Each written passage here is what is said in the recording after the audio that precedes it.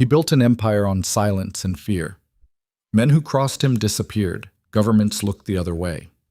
For 15 years, Kang Ji-tae ruled Seoul's underground like a god who never bled. Then one night, he sat alone in the dark, hungry, shaking, abandoned, while the woman he planned to marry laughed and danced one floor below him. She thought he was broken. She thought he was finished. She had no idea she was already dead to him. This is the story of a man who faked everything to find one real thing, like this video. Drop your city in the comments. I want to see how far this story travels. And stay until the end, because the truth doesn't come out until the very last scene. The rain had been hitting Seoul for 3 days straight, the kind of cold, relentless rain that soaks through stone and settles into bone. It pooled on the marble steps of the Black Viper Syndicate's main headquarters on the eastern edge of Gangnam, a building that looked from the outside like a legitimate financial tower.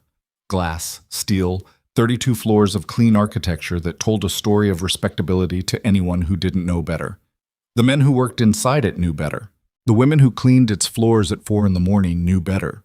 Even the valets who parked the blacked-out Escalades in the underground garage knew better, though none of them would ever say a word about what they knew, not unless they wanted to test exactly how creative the Black Viper's enforcement division could get when pushed. Kang Ji-tae stood at the floor-to-ceiling window on the 28th floor, one hand in his pocket, the other holding a glass of water he hadn't touched in 20 minutes.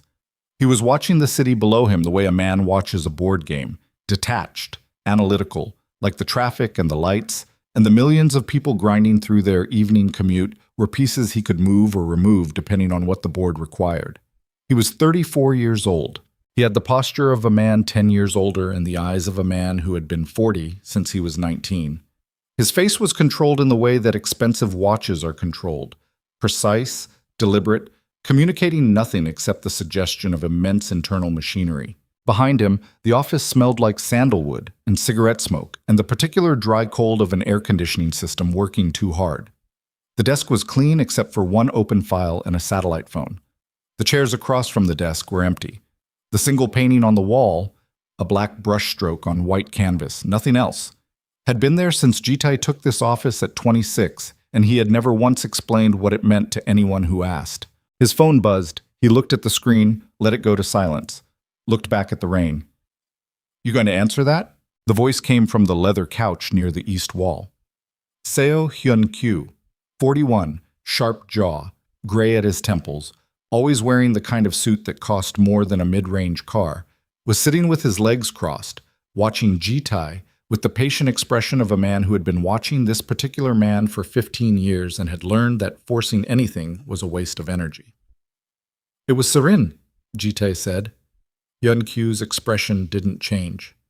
"She called 3 times now?" 4. Hyun-kyu uncrossed his legs, set down the file he'd been reading. "She's probably confirming the reservation. The dinner's at 9. I know when the dinner is." Silence settled back between them, which was its own kind of language in this room. Hyun-kyu had been Ji-tae's attorney, consigliere, and the closest thing he had to a friend since they were both young and hungry, and making decisions neither of them would repeat in daylight. He knew when to push and when to let the quiet breathe. Ji-tae turned from the window. He looked at Hyun-kyu for a long moment. Not the calculating look he used on business partners, or the cold look he used on men who needed to understand their position in the hierarchy, but something closer to the face he wore only in rooms where no performance was required. Tired. Just tired. Behind everything. "He wants to see me," Ji-tae said. "Your father. He's been asking for 2 weeks. I keep sending excuses." Hyun-kyu was quiet. "He called the compound directly this morning," Ji-tae said. "Bypass the office line. You know what that means." "It means he's done waiting." Ji-tae set the water glass down on the window ledge, walked to his desk, sat, pulled the open file toward him without looking at it. "He said he wants to talk before the wedding, said he has concerns." "About Serin?" "He didn't say her name." "He didn't have to," Hyun-kyu said. Ji-tae pressed 2 fingers against his jaw. Looked at the file. It was a financial summary. 3 shell companies, 2 transfers, a property acquisition in Busan that had gone through 5 separate holding entities before arriving at its final owner, which was Ji-tae, which was always Ji-tae, just several layers removed from anything that could be proven in court. He'd reviewed it 4 times this week. He wasn't looking at it for information. He was looking at it because it gave his hands something to do while his mind worked the other problem. Set it up, he said. Tomorrow morning, the house in Seongbuk-dong, not here. Done, Hyun-kyu said. He stood, smoothed his jacket. Then he paused, which was unusual, and Ji-tae noticed it. Say it, Ji-tae said. Hyun-kyu looked at the window, at the rain. Your father's instincts have been right more times than either of us want to count. Ji-tae didn't answer. Hyun-kyu left. The office settled back into its particular silence, and Ji-tae sat in it alone for another 7 minutes before he picked up his phone and called Se-rin back. She answered on the first ring. Ji-tae, finally. I've been trying to reach you all afternoon. Her voice had a specific music to it, warm, slightly breathy, calibrated to land just north of intimate without crossing into anything that could be called demanding. He had noticed it early, that calibration. Had found it attractive once. Lately, he noticed it the way you notice a familiar song that you've heard too many times in the wrong context. I was in a meeting, he said. Of course you were. A small laugh, light, practiced. Are you still on for tonight? The reservation is at 9 at Onjeom. They're holding a private room. I'll be there. Ji-tae. Her voice dropped a register. The intimacy dial turned slightly. You sound tired. Are you all right? He looked at the brushstroke painting on the wall. I'm fine. We only have 6 weeks, she said. I want us to actually enjoy some of this. The wedding planning is already a nightmare, and I feel like I barely see you. I know. The florist alone? I'll be there at 9, Se-rin. A pause. Short. Then, okay. I love you. He said it back. Hung up, sat with the silence. He couldn't have explained to anyone, not Hyun-kyu, not himself really, what had shifted and when. There was no single moment he could point to. Se-rin was beautiful in the way that certain cities are beautiful. Impressive from the right angle, built entirely for the impression, exhausting to actually live inside. She moved through Seoul's elite world like it had been constructed specifically for her navigation. She knew every name, every connection, every table at every restaurant worth being seen at. She wore her social precision the way other women wore jewelry, deliberately, as an extension of her identity. Ji-tae had found all of that useful, once. Useful, and also, he had thought, genuinely felt. He had been wrong about the second part before. He would find out one way or another whether he was wrong about it again. Plus, Kang Byung-sul lived in a house in Seongbuk-dong that was so understated it felt like a statement, single story. Traditional courtyard. A garden that took 5 people to maintain and looked like it had been untouched for a century. The old man had built one of the most feared criminal organizations in South Korean history from a rented office in Mapogu and a core of 7 men, 4 of whom were still alive. He had retired 6 years ago and handed the syndicate to his only son, and retirement, for him, meant simply choosing which calls he returned and which he didn't. He was 68 now, still sharp. Thinner than the last time Ji-tae had seen him, which was 4 months ago. Too long, Ji-tae knew, though he hadn't been able to make himself acknowledge the gap until he was standing at the entrance of the courtyard watching his father come toward him in the gray morning light, moving with the careful steadiness of a man managing something in his knees he wouldn't discuss. They sat in the interior room with the paper screens facing the garden. Green tea. No one else in the house. This was the way they had always done serious things, without witnesses, without theater. You look like you haven't slept in a week, Byung-sul said. I slept last night. I said a week. The old man held his cup with both hands. Let the steam rise. You've been avoiding me. I've been busy. You're always busy. That's not the same thing. Byung-sul looked at the garden. A small bird had landed on the stone near the water basin. They both watched it. When I was preparing to marry your mother, Byung-sul said, I had her investigated. Ji-tae's jaw tightened slightly. I know. I had 3 men follow her for 6 weeks. I read every report. I reviewed her finances, her friendships, her previous relationships. Everything. He paused. Your mother knew I did it. I told her afterward. She wasn't angry. She said, a small private smile crossed the old man's mouth. She said if she'd known, she would have staged something impressive for the cameras. Despite everything, Ji-tae almost smiled. The difference, Byung-sul said, between a woman who loves a man and a woman who loves what he represents. That difference will only show itself when the representation disappears. He set his cup down, looked at his son directly. The girl is charming. She's very beautiful. She performs very well. She's not performing. Everything is a performance until it isn't. Byung-sul's voice was mild, not pushing, just landing the words where they needed to land. You are 6 weeks from a marriage that cannot be easily undone. Not at your level, not with your assets, your exposure, your position. An exit after the wedding. He moved one hand slightly, like weighing something. The cost of that is significant. I don't mean money. Ji-tae looked at the garden. The bird was gone. What are you suggesting? Ji-tae said. Not a question. He already knew. I'm suggesting you know the answer, Byung-sul said. You already know it. You've known it for months, or you wouldn't have been avoiding this conversation. He picked up his cup again. Take away the empire, take away the buildings, and the connections, and the syndicate. Take away everything that makes Kang Ji-tae worth standing next to at an event. Then see who stays. The room was quiet for a long time. Ji-tae drove back to the compound with the heater running and the radio off and the words sitting in his chest like a stone he kept turning over, checking the weight of. He knew, by the time he pulled through the compound gates, exactly what he was going to do.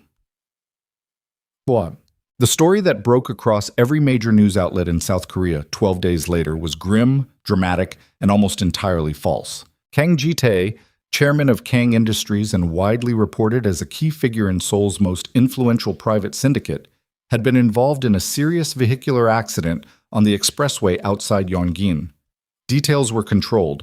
Ji-tae's legal team was very good at controlling details, but enough was released to create the shape of catastrophe. The accident was real, technically. A minor collision, arranged, with cooperative parties on both sides. The injury reports that circulated afterward, delivered via carefully managed leaks to 3 separate journalists who trusted their sources, described something far more serious: spinal trauma, partial paralysis, an uncertain prognosis. By the evening of the 3rd day, the financial markets had done what financial markets always do when significant uncertainty enters the picture. They reacted. Kang Industries stock dropped 11%. 3 board members demanded emergency calls. 2 of Ji-tae's criminal rivals sent what could charitably be described as aggressive messages through intermediary channels, testing the water temperature. A lawyer in Busan, who had been slowly building a case against one of the syndicate's holding companies, suddenly found new confidence and filed an additional motion. Everyone had something to say about the fall of Kang Ji-tae. Ji-tae read all of it from a private suite on the 3rd floor of the syndicate compound, sitting in a wheelchair he didn't need, wearing a face that gave absolutely nothing away. Hyun-kyu stood near the window. His arms were crossed. His expression was the expression of a man who had been asked to execute a complex and mildly insane plan, and was doing so with professional commitment while privately reserving judgment. Seren's response, Ji-tae said. Hyun-kyu checked his phone. Arrived at the compound 40 minutes after the news broke. She's been downstairs with your household staff since then. She's asked about your condition twice. She brought flowers. Flowers. White lilies. Ji-tae absorbed this. She's still here? Still here. He nodded slowly, looked at the medical equipment arranged in the room. Monitor, IV stand, mobility aids, all sourced discreetly, all contributing to an atmosphere of clinical reality that his household staff had been briefed to maintain and support. The story was consistent. Dr. Park Min-seok, a physician who owed Ji-tae several layered and significant favors, would handle any medical inquiries. Send her up, Ji-tae said. Serin came into the room the way she came into every room, aware of her own entrance, even in this context. But her eyes, when they landed on him in the wheelchair, did something Ji-tae watched carefully. There was something there. Shock, real or performed, he couldn't yet say.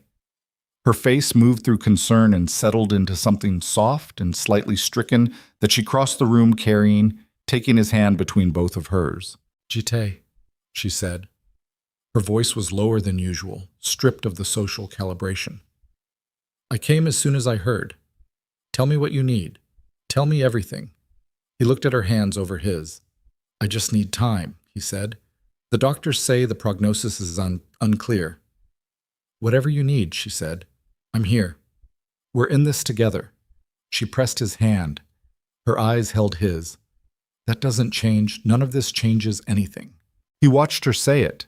He held the words where his father had told him to hold them, against the standard of what they would mean when the weight they were promising to carry actually arrived. He said, "Thank you." She stayed for 2 hours. She was warm and attentive and said the right things with the right faces at the right moments.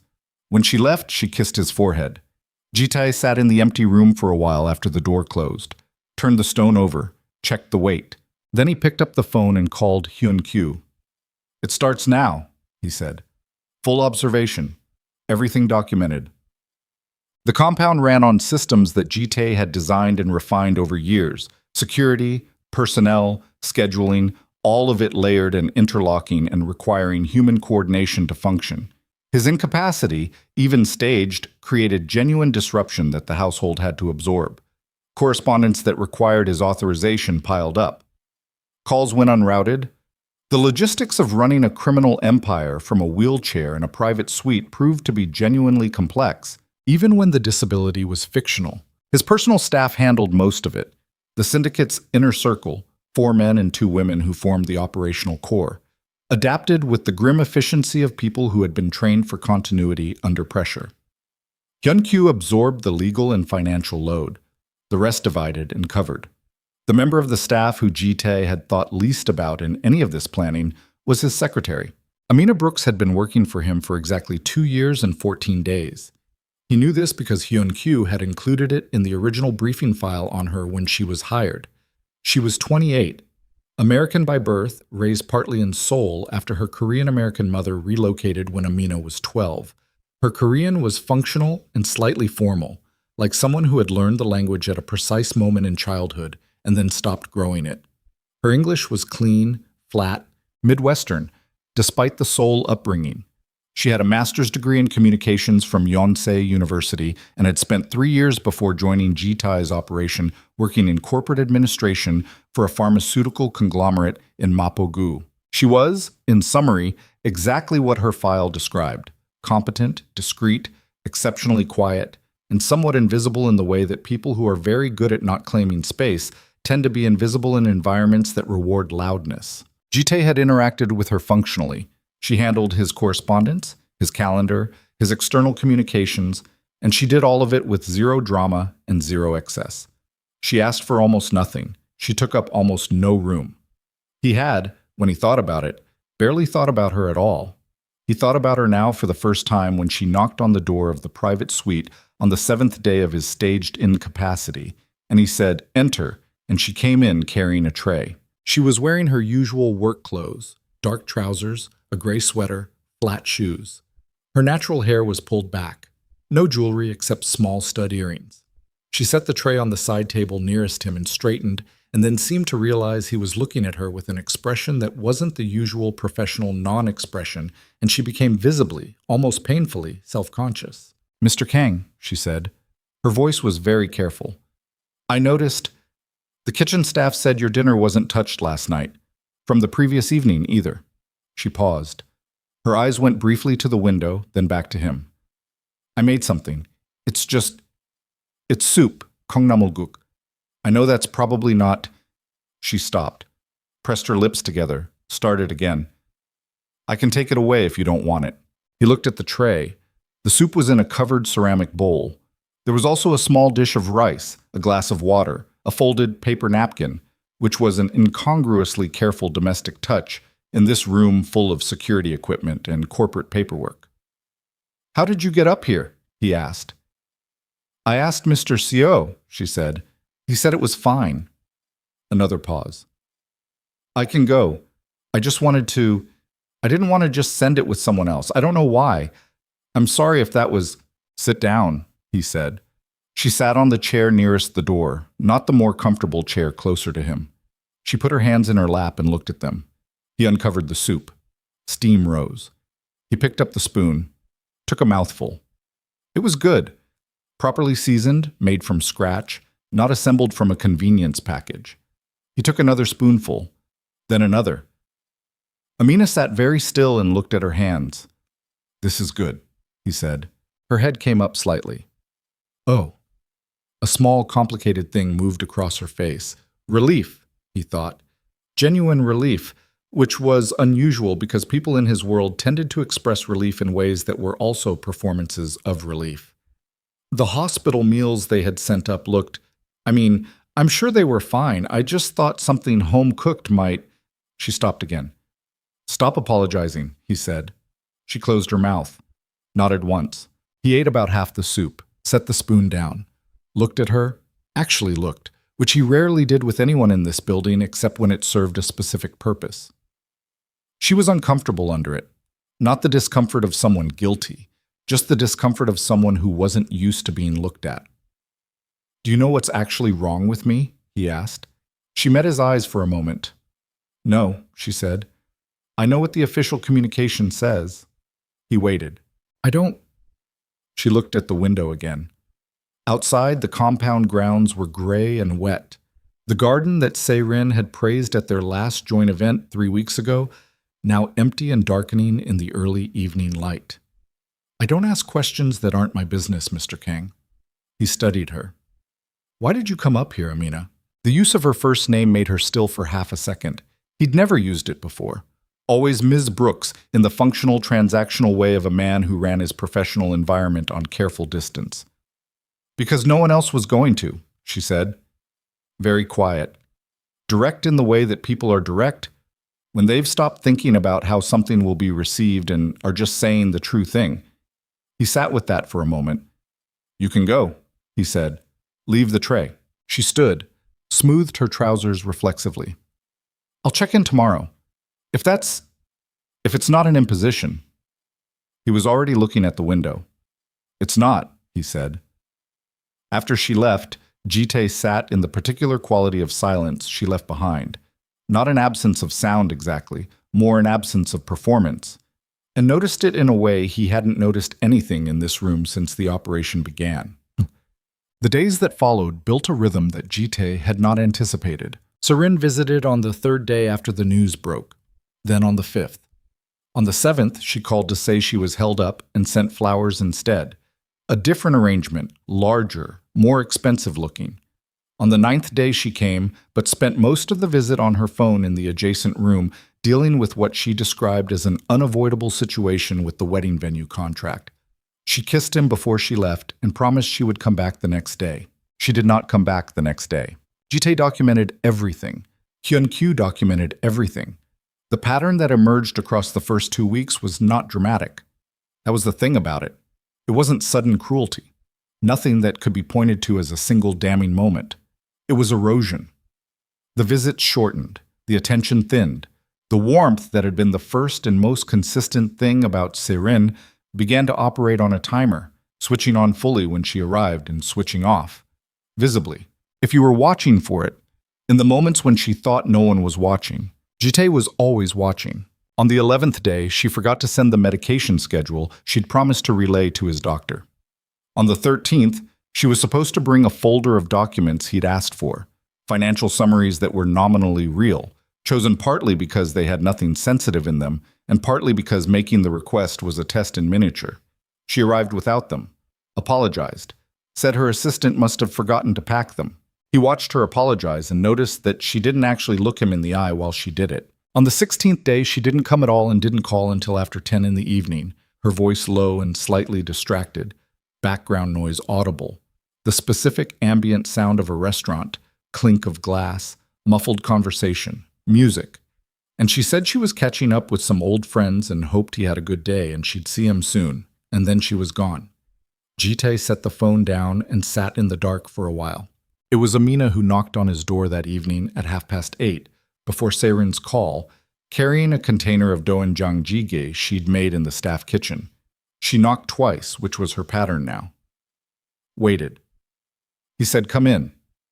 She came in and set up the food on the side table without fuss, and she said his 3 o'clock call with the Tokyo office had been rescheduled because Director Tanaka had a conflict, and she'd moved it to Thursday, and was that all right? He said it was fine. She said the rain was supposed to break tomorrow. He said good. She almost smiled. It was a careful, self-contained almost smile, like she was monitoring how much warmth she was allowed to put in the room. "What are you working on?" he asked. She looked slightly startled.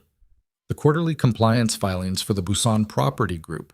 Mr. Seo asked me to cross-reference the beneficial ownership documentation.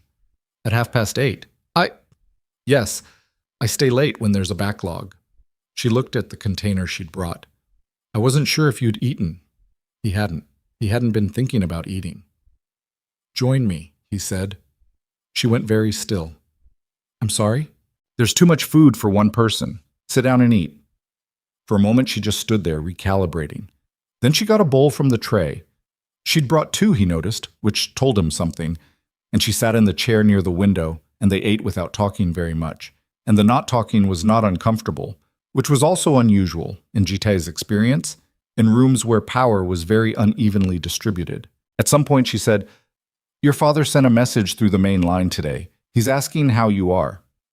"What did you tell him?" "That I'd pass along the message personally." He looked at her. "You didn't give him the standard update?" "He didn't ask for the standard update," her eyes on her bowl. "He asked how you are." Jitae was quiet for a moment. "Tell him I'm managing." "I'll tell him you're eating," she said. He didn't say anything. "Is that all right?" she asked. "Yes," he said. "That's all right." By the end of the third week, Hyun-kyu had assembled a file that Jitae hadn't asked him to build, but had expected him to build anyway, because Hyun-kyu was the kind of man who anticipated what was needed and prepared it without being told. The file was not long. It didn't need to be long. It contained a timeline, a location log compiled from Siren's social media and corroborated by 2 members of the syndicate's observation team who had been on quiet surveillance, and a series of photographs taken by a lens across a restaurant in Cheongdam-dong. The restaurant was called Terra Bianca, Italian, private dining rooms in the back, the kind of place that people chose specifically when they did not want to be seen. The man across the table from Seirin in the photographs was Baek Min-woo, 42. Real estate.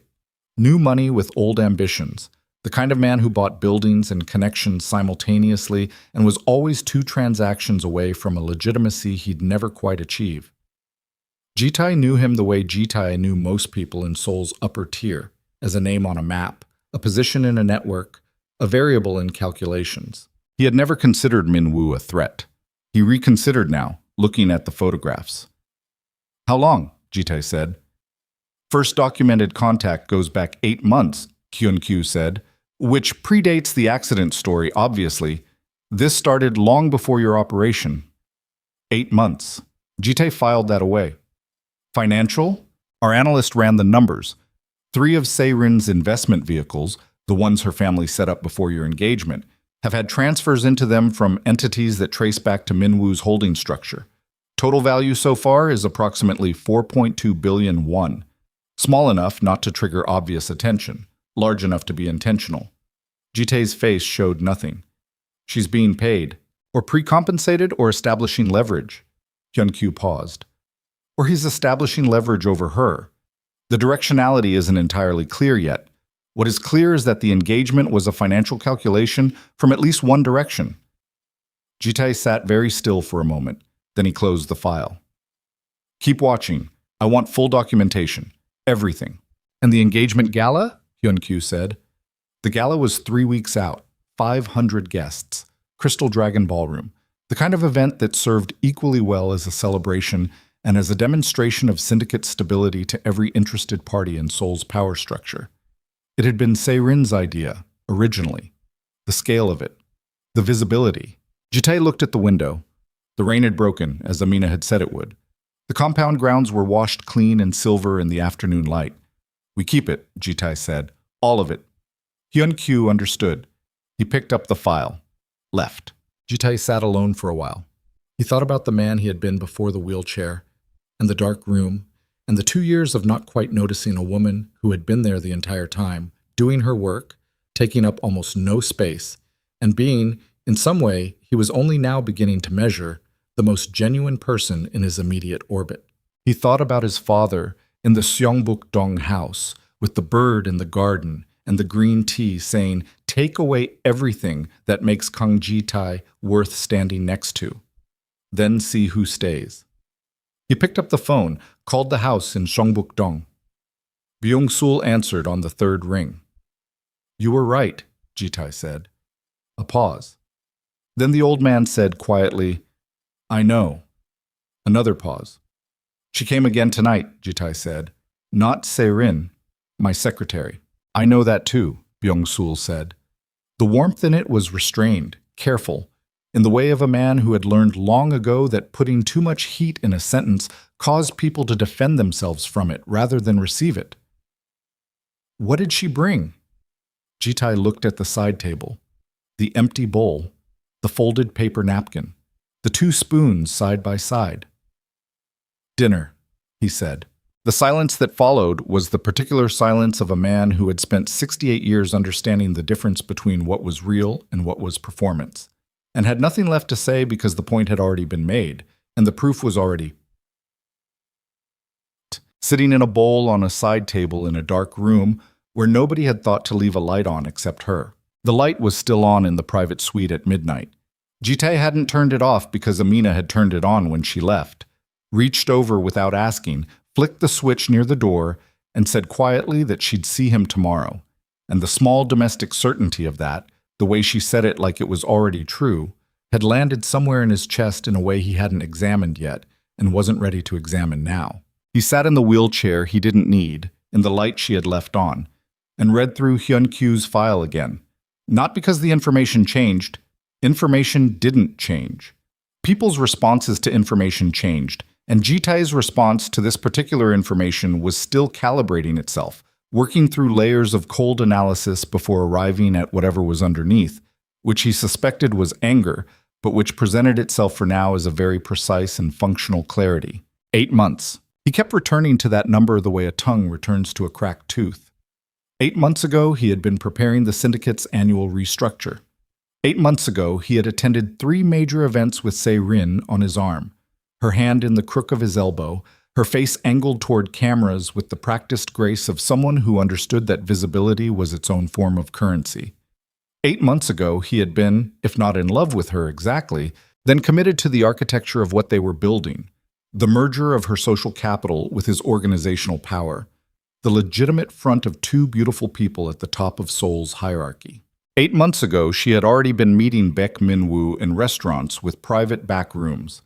Ji-tae closed the file, set it on the desk, turned off the light she had turned on and sat in the dark for exactly 11 minutes before deciding that was a waste of time and turning it back on. He picked up the phone and called Hyun-kyu. It was past midnight. Hyun-kyu answered on the second ring, which meant he hadn't been sleeping. "I want everything on Min-woo," Ji-tae said. "Not just the financial connection, his full structure.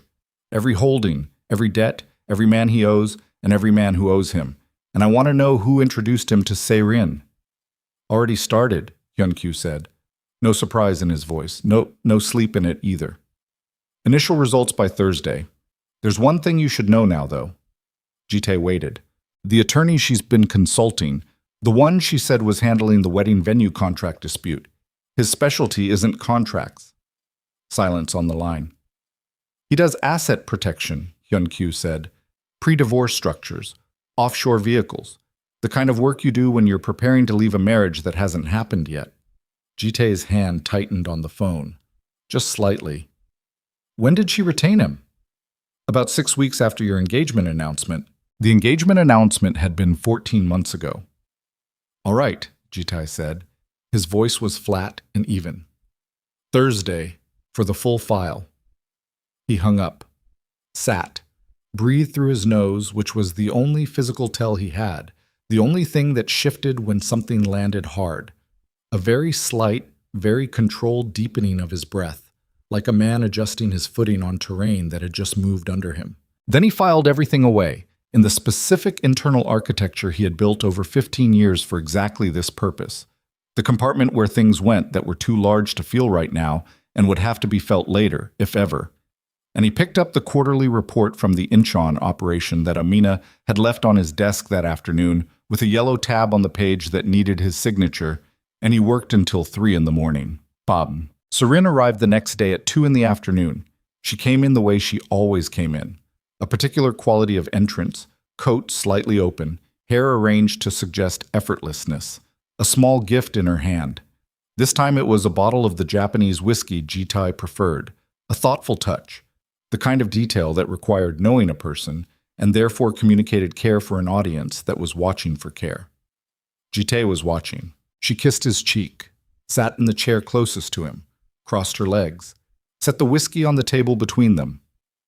Her perfume was the one she always wore when she came to the compound, not the heavier one she wore to events, the lighter one, the intimate one, the one that said, "I am not performing right now."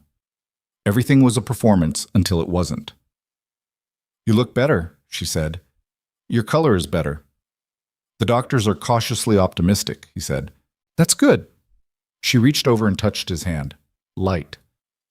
"That's really good." She looked around the room. Her eyes moved over the medical equipment, the desk stacked with files, the window. "It must be so difficult being stuck in here." "It's manageable." "Are you sleeping?" "Enough." She leaned back slightly. Something shifted in her posture. Not dramatically, just the degree of engagement dropping a notch, recalibrating to what this conversation was going to be, which was apparently not very demanding. "I was thinking about the gala," she said. "We should probably talk about the seating arrangement for the main table. My mother wants to be adjacent to Director Choi, and I know you have that relationship with his family, so it seemed like a good—" "Who's handling your legal work right now?" Jitai said. She paused. Very briefly. If he hadn't been watching for it, he would have missed it entirely. A half-second flicker in her eyes, a micro-adjustment of her posture, the kind of thing the body does before the mind has finished deciding what to say. "Lawyer Park," she said. "Why?" "For the venue contract." "Yes." Her voice was entirely smooth. No hesitation now. The pause had lasted less than a second, and now she was back, and the smoothness was seamless. "It's been a whole situation. The ballroom wants to adjust the cancellation terms, and I'm not going to agree to those numbers without someone reviewing the language properly." "Lawyer Park does contracts," Jitai said. "He does a range of things. I thought he specialized in asset protection." The silence this time was different. Not long, she recovered too well for long silences, but different in quality. The warmth in her face did something subtle, didn't leave exactly, just rerouted slightly, becoming a different temperature. "Where did you hear that?" she said. "I hear things," Jitai said. He kept his voice mild. Genuinely mild, not the dangerous mild that Hyun-Kyu knew how to read, but that she didn't, or perhaps did, and had calculated was manageable. "I'm in a wheelchair, not a coma." She laughed, small, light, landing perfectly. "You and your information." She shook her head in the fond way. "He did some asset protection work for my father years ago. I used him because I already had the relationship. It's not a complicated thing." Jitai looked at her. Let it sit for one beat longer than comfortable. "Of course," he said. She talked about the gala for another 20 minutes. She was good at 20 minutes.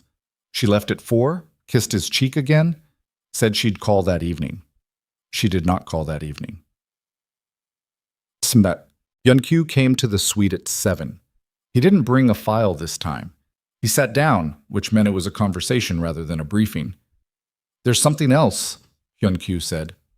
Jitai waited. 2 members of the inner circle have been asking questions through indirect channels. Indirect enough to be deliberate. "Who?" "Director Oh and Song Jae-wook." Jitai absorbed this.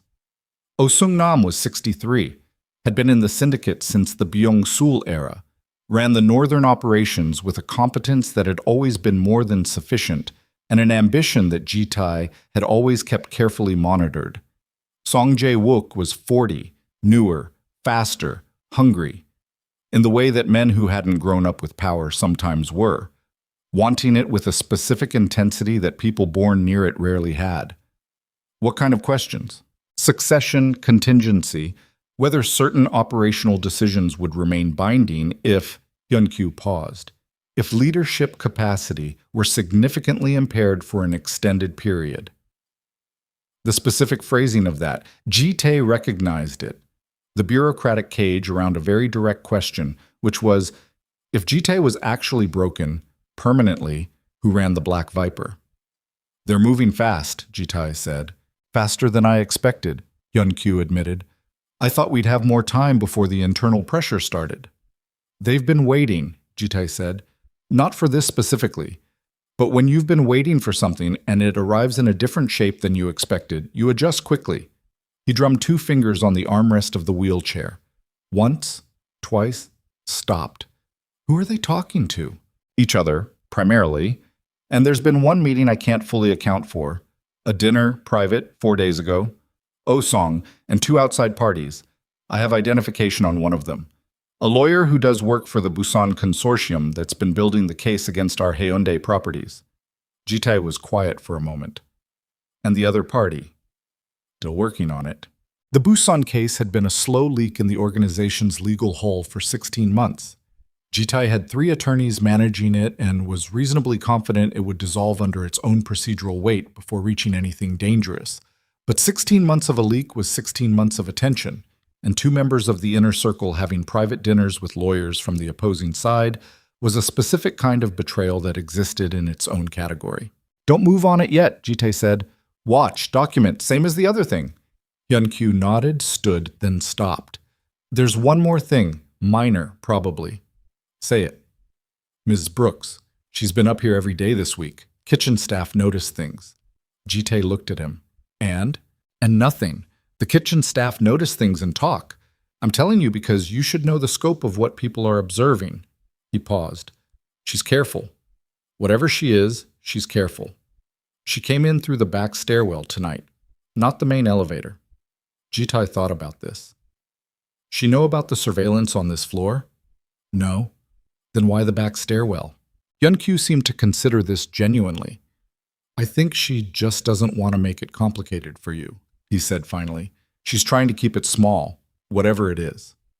After Hyun-kyu left, Jitae sat for a long time with that, keeping it small.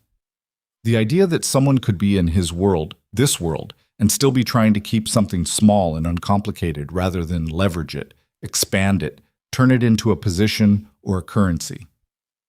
It was so alien to his experience of every other person in his immediate orbit that he kept turning it over the way you turn over a found object, not quite believing its weight was what it appeared to be, expecting it to be heavier on one side, looking for the trick. At 8:15, Amina knocked twice on the door. He said, "Come in." She was carrying a cloth bag. She took out a container of rice, a small sealed container of braised short ribs, a thermos of barley tea. She set it up on the side table with efficient, quiet movements, not looking at him directly, giving him the specific kind of not looking directly that wasn't avoidance but was a form of consideration, not making him perform being observed. "You used the back stairwell," he said. She paused, set down the thermos. "Yes." "Why?" She thought about it for a moment. He could see her thinking, not calculating, just actually considering the honest answer. "The main elevator opens near the security station on this floor," she said. "Mr. Park is usually there at this hour. He talks. I didn't want—" She stopped, straightened the container slightly on the table. "I didn't want it to be a thing, people making it a thing. You're not doing anything wrong," he said. "I know." She looked at him then, briefly, directly. "But people don't need to be doing something wrong for it to become a thing. They just need to notice it." He watched her for a moment. She held his gaze for the length of time it took to say what she'd said, and then looked away again, back to the table, adjusting things that didn't need adjusting. "Sit down," he said. "I should get back to Amina." She sat. He served himself from the containers she'd brought, ate without speaking for a while. She sat with her hands in her lap and didn't fidget, which was a quality he had noticed in her before.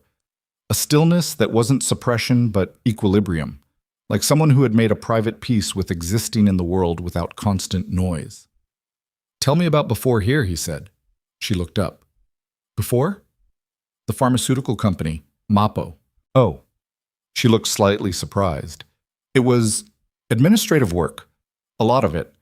I managed the executive schedule for 3 directors, coordinated their external communications, handled travel. It was, she seemed to choose the next word carefully, very large. The organization. It was easy to stay invisible in it. You prefer invisible. I prefer. She paused. Something honest working its way up through her usual carefulness. I prefer not being visible when it doesn't serve any purpose.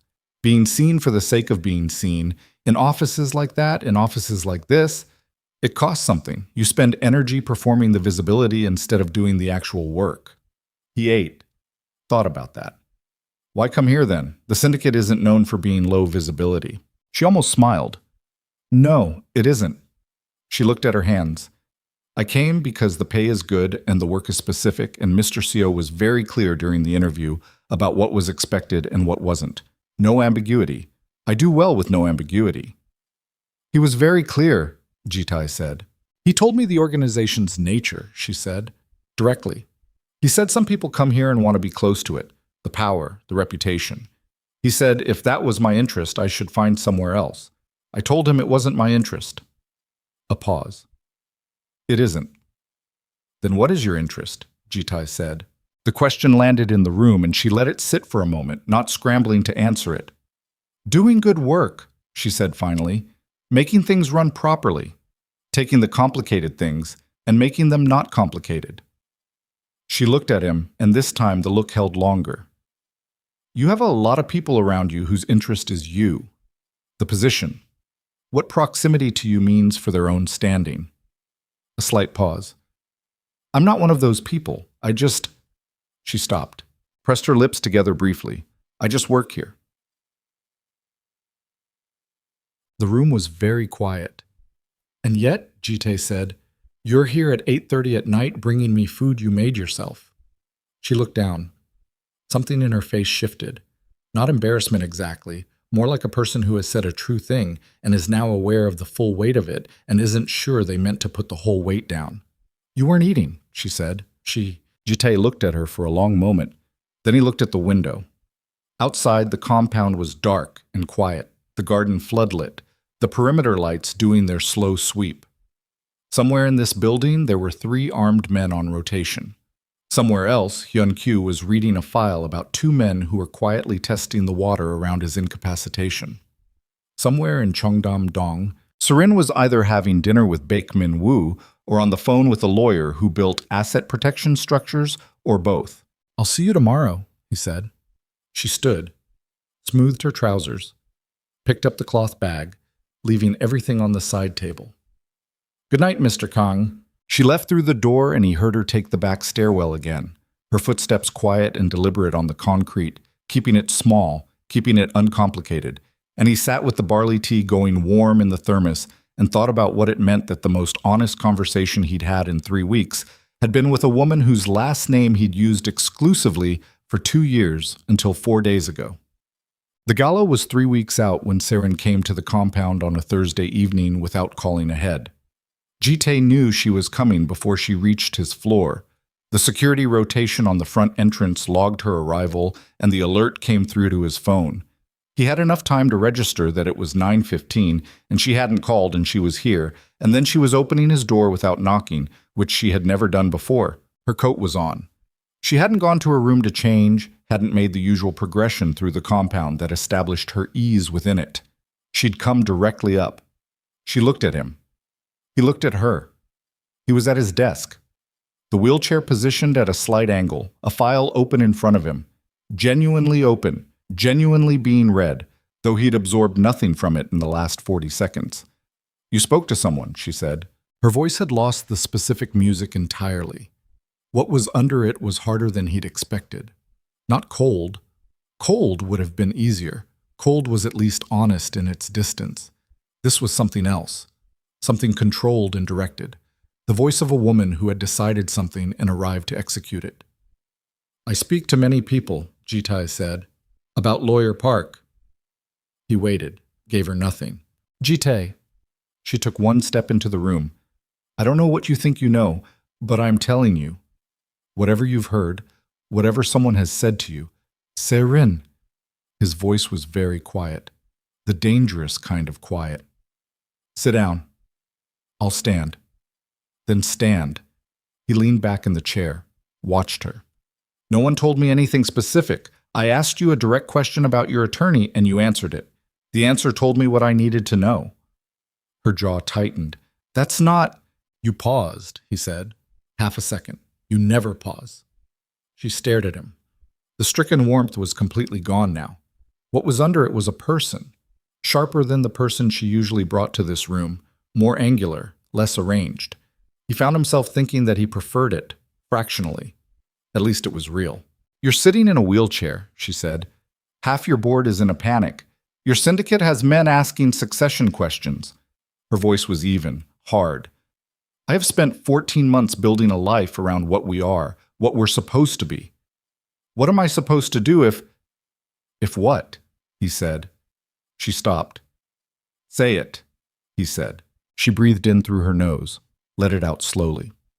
If this is permanent, she said, if the doctors are wrong about the optimism, if the board replaces you, if the syndicate fractures.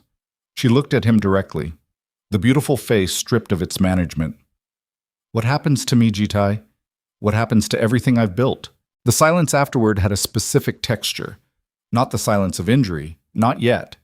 The silence of confirmation. The moment when a theory ceases to be a theory and becomes a fact, when the math finalizes and the answer arrives, and there is something almost peaceful in that arrival, even when the answer is terrible. There it is, Jitai said, very quietly. Not to her exactly. More to the room. Don't do that, she said, her voice cracked slightly. Don't make me into something I'm not. I love you, I'm just also... She pressed 2 fingers against her mouth for a moment. I'm also scared. I am also a person who is scared, and all I am asking is that you be honest with me about... How much does Minwoo know about my operational structure? Jitai said. The crack sealed instantly. She went very still. How long have you been feeding him information? He said. Same even voice. Same quiet. Not about us. About the organization, the Busan Consortium, the legal exposure. I want to know if it's been direct or if it's been through the attorney. She stared at him. Something moved through her face in sequence. Shock, calculation, and then a third thing that he recognized as the specific expression of a person deciding which version of the truth was survivable. I haven't, she started. Don't, he said. She went silent. He looked at her for a long moment.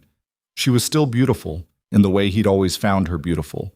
And that hadn't changed, which was its own particular information about the nature of beauty and what it did and didn't mean.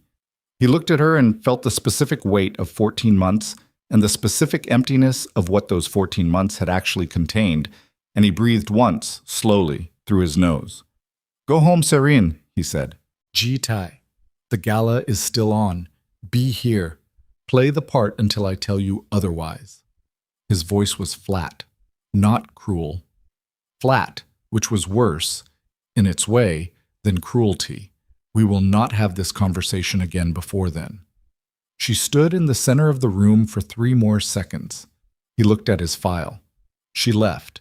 He listened to her heels on the main elevator, listened to the compound settling back into its nighttime silence. Then he picked up his phone and called Hyun Kyu. The timeline moves up, he said. I want everything ready before the gala, not after. Before. How much time do I have? Hyun Kyu said. 3 weeks. That's tight. Then start tonight. He hung up, set the phone down, looked at the desk, the file, the thermos of barley tea that was long cold now. He thought about what Seirin had said. I am also a person who is scared. And turned it over once, let it have its moment, because it deserved its moment, because whatever she had done and whatever she was, that one thing had been real. Then he filed it away. The compound was quiet. The light above his desk was the only light on this floor. Outside, the garden sat empty and silver under the flood lamps. The same garden where Seirin had once said the landscaping was exquisite. The same garden where Amina had never commented on anything except once, 3 days ago, saying the rain had broken and pointing at a small cluster of late-season flowers near the east wall that neither of them had a name for, and she had said, just quietly, That something about them surviving this long into the cold seemed like they were trying to say something, she had said, and then immediately looked embarrassed for having said it, like she'd handed him something too personal by accident and was waiting to see if he'd hand it back. He hadn't. He'd looked at the flowers and said nothing, and she'd let the silence be what it was, and that had been enough. He thought about that now. At 11:30, sitting in the dark he'd let fall back over the room after Seirin left, and he thought about the particular cost of spending 14 months next to a performance so complete it had never once let him see the mechanism behind it. And he thought about how strange it was that the most unguarded moment he'd experienced in this compound in recent memory had been a woman pointing at flowers through a window and being embarrassed that she'd done it. Then he stopped thinking about it, because there was work. Back. The file Hyun-kyu delivered on Thursday was 43 pages. Ji-tae read it in one sitting, which took 2 hours and 40 minutes, and he did not eat during those 2 hours and 40 minutes, and barely moved except to turn pages. And when he was finished, he closed the file and set it precisely in the center of his desk, and sat back and looked at the ceiling. Baek Min-woo was not simply a real estate developer with an interest in Seirin. The financial thread went deeper than Hyun-kyu's initial read had shown. Min-woo's holding structure, layered through 4 separate entities, 2 of them registered in Singapore, 1 in the Cayman Islands, had been systematically acquiring debt positions in 3 of the Black Viper Syndicate's legitimate business arms over the course of 11 months. Not enough to trigger alarm at any individual threshold. Structured specifically to stay beneath every reporting requirement. 11 months of patient, invisible accumulation. The debt positions themselves were not immediately threatening. What made them threatening was their placement. Each one sat in an entity that served as a structural joint between legitimate operations and the syndicate's cleaner money flows. Singly, they were manageable. Together, in the right hands, activated simultaneously with the right legal pressure, they represented a lever that could fracture the organizational structure at its load-bearing points. Someone had explained Ji-tae's organizational architecture to Baek Min-woo in enough detail to design this. Someone who understood where the joints were. Hyun-kyu had written, at the bottom of page 41, in the direct, unhedged way he reserved for things he was entirely certain of, the level of structural knowledge required to place these positions this precisely. This came from inside the organization, not periphery. Core. Ji-tae looked at the ceiling for a long time. Then he called Hyun-kyu. "The 2 outside parties at O's dinner," he said. "The one you hadn't identified." "I have an identification now," Hyun-kyu said. His voice had something in it that Ji-tae recognized, the specific flatness of a man delivering information he wishes he didn't have. It took longer because the connection is indirect. The party is a financial consultant. His primary client, the one he's been working for consistently for the past 14 months, is a Singapore-registered entity called Meridian Capital Partners. Ji-tae waited because he knew Hyun-kyu well enough to know when there was more. Meridian Capital Partners, Hyun-kyu said, is the primary vehicle through which Baek Min-woo has been accumulating the debt positions. The ceiling, the silence, the specific sound of a plan he had built with precision and patience developing, somewhere in its infrastructure, a crack he hadn't accounted for. "Oh, and Song have been feeding information to Min-woo," Ji-tae said. "Not a question. For a minimum of 8 months, Hyun-kyu said. Possibly longer. Through Seirin, or parallel to her. The connections may be independent. Min-woo is running multiple entry points simultaneously." Ji-tae pressed 2 fingers against his jaw, the cracked tooth feeling again, but larger now, the whole structure of the tooth, the root. "He's not trying to take Seirin," he said slowly. "He's using her as one instrument in something larger. She may not know the full scope," Hyun-kyu said. "Or she may. I don't have clarity on her level of awareness yet. Does she know about O and Song? Unknown." Ji-tae was quiet for 10 seconds, long by his standards. "The gala," he said. "Yes," Hyun-kyu said. "He'll be there." It wasn't a question either. The gala was the largest gathering of Seoul's power structure that the syndicate hosted in a given year. 500 guests, every significant figure in both the legitimate and illegitimate layers of the city's hierarchy. If you were Baek Min Woo and you had spent 11 months building a structural assault on the Black Viper Syndicate, and you believed its chairman was permanently incapacitated, the gala was the ideal theater for the next move. He RSVP'd 3 weeks ago, Hyun-kyu said, before the accident story even broke. He was already planning to be in the room. Ji-tae closed his eyes, opened them. How exposed are we right now? Honest number. A pause. Hyun-kyu thinking, which meant Hyun-kyu was calculating rather than retrieving, a worse sign. If he activates the debt position simultaneously and Oh and Song move on the internal governance question at the same moment, and if the Busan legal team files the additional motion they've been preparing, he stopped. We're not broken, but we bend significantly. And bending at that level, publicly, at a moment when the chairman is already perceived as incapacitated, it compounds, Ji-tae said. It compounds, Hyun-kyu agreed. Ji-tae set the phone against his shoulder, looked at the file on his desk.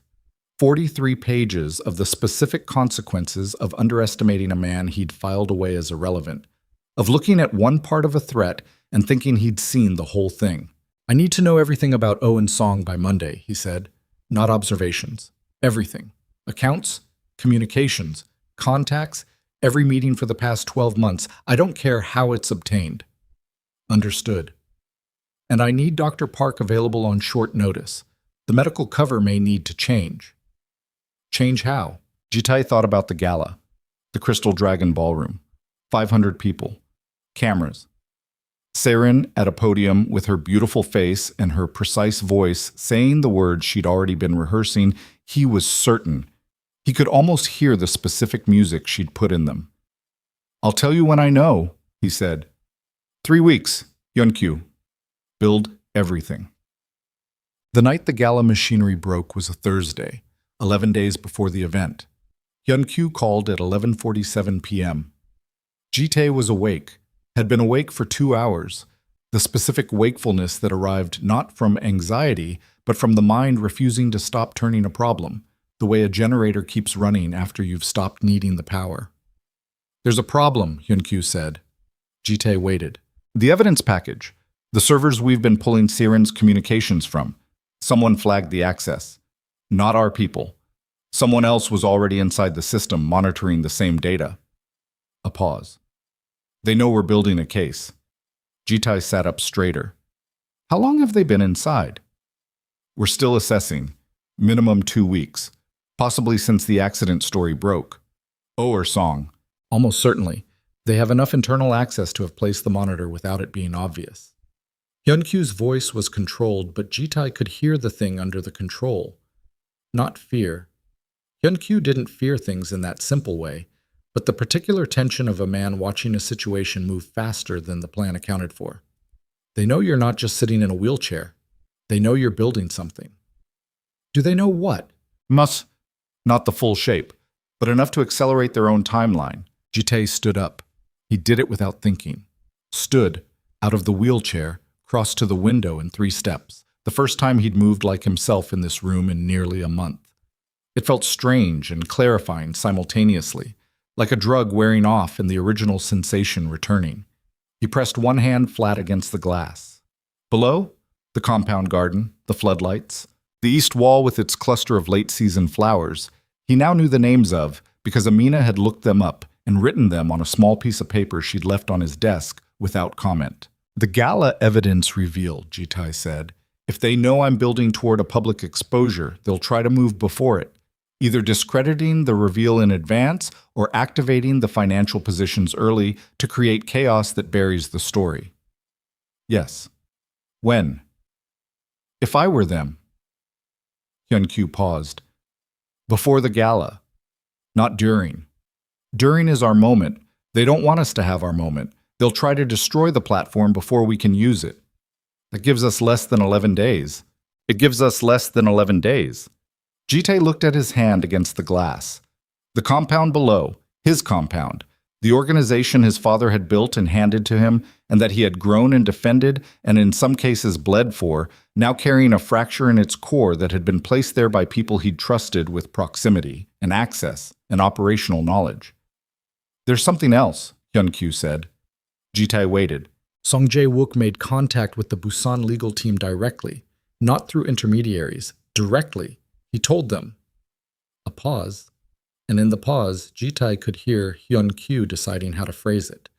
He told them that the chairman's condition is, quote, more serious than publicly acknowledged, and that within the organization there is a growing consensus that operational restructuring is necessary and imminent. The words landed with a very specific weight, not just betrayal, operational betrayal, the kind that had legal consequences, the kind that could be entered as evidence, the kind that a man said only when he was certain the person he was betraying wasn't capable of coming back.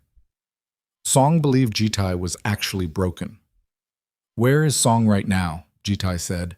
His apartment in Hanam-dong, it's past midnight. I want him in this building tomorrow morning, 8 o'clock, not a request. A pause. Ji-tae, Hyun-kyu. He'll know something's moved if we pull him in before we have the full file on both of them. I know. Ji-tae looked at the garden. Do it anyway. He hung up, stood at the window for a while longer. The compound was still, and in its stillness it was easy to see how much of what he had built rested on the assumption that the people inside it were held there by something stronger than opportunity, by loyalty, by shared investment, by the weight of what they knew and what it had cost them to know it. He had never been naive about human nature. He had never expected purity. But there was a threshold, a point below which the calculus stopped working and what remained was just predation, and Song had crossed it, was standing on the other side of it, and had made the specific calculation that Ji-tae was too damaged to cross back. He was about to prove that calculation wrong. Song Jae-wook arrived at 8:12 in the morning, which was 12 minutes late, which was itself information. He was 40 years old, broad-shouldered, with the kind of physical confidence that men sometimes develop when they've learned that their size reads as authority in most rooms. He came into Ji-tae's office, not the private medical suite, the actual office on the 28th floor, which Ji-tae had returned to for the first time since the accident story broke. And he stopped just inside the doorway when he saw Ji-tae standing at the window.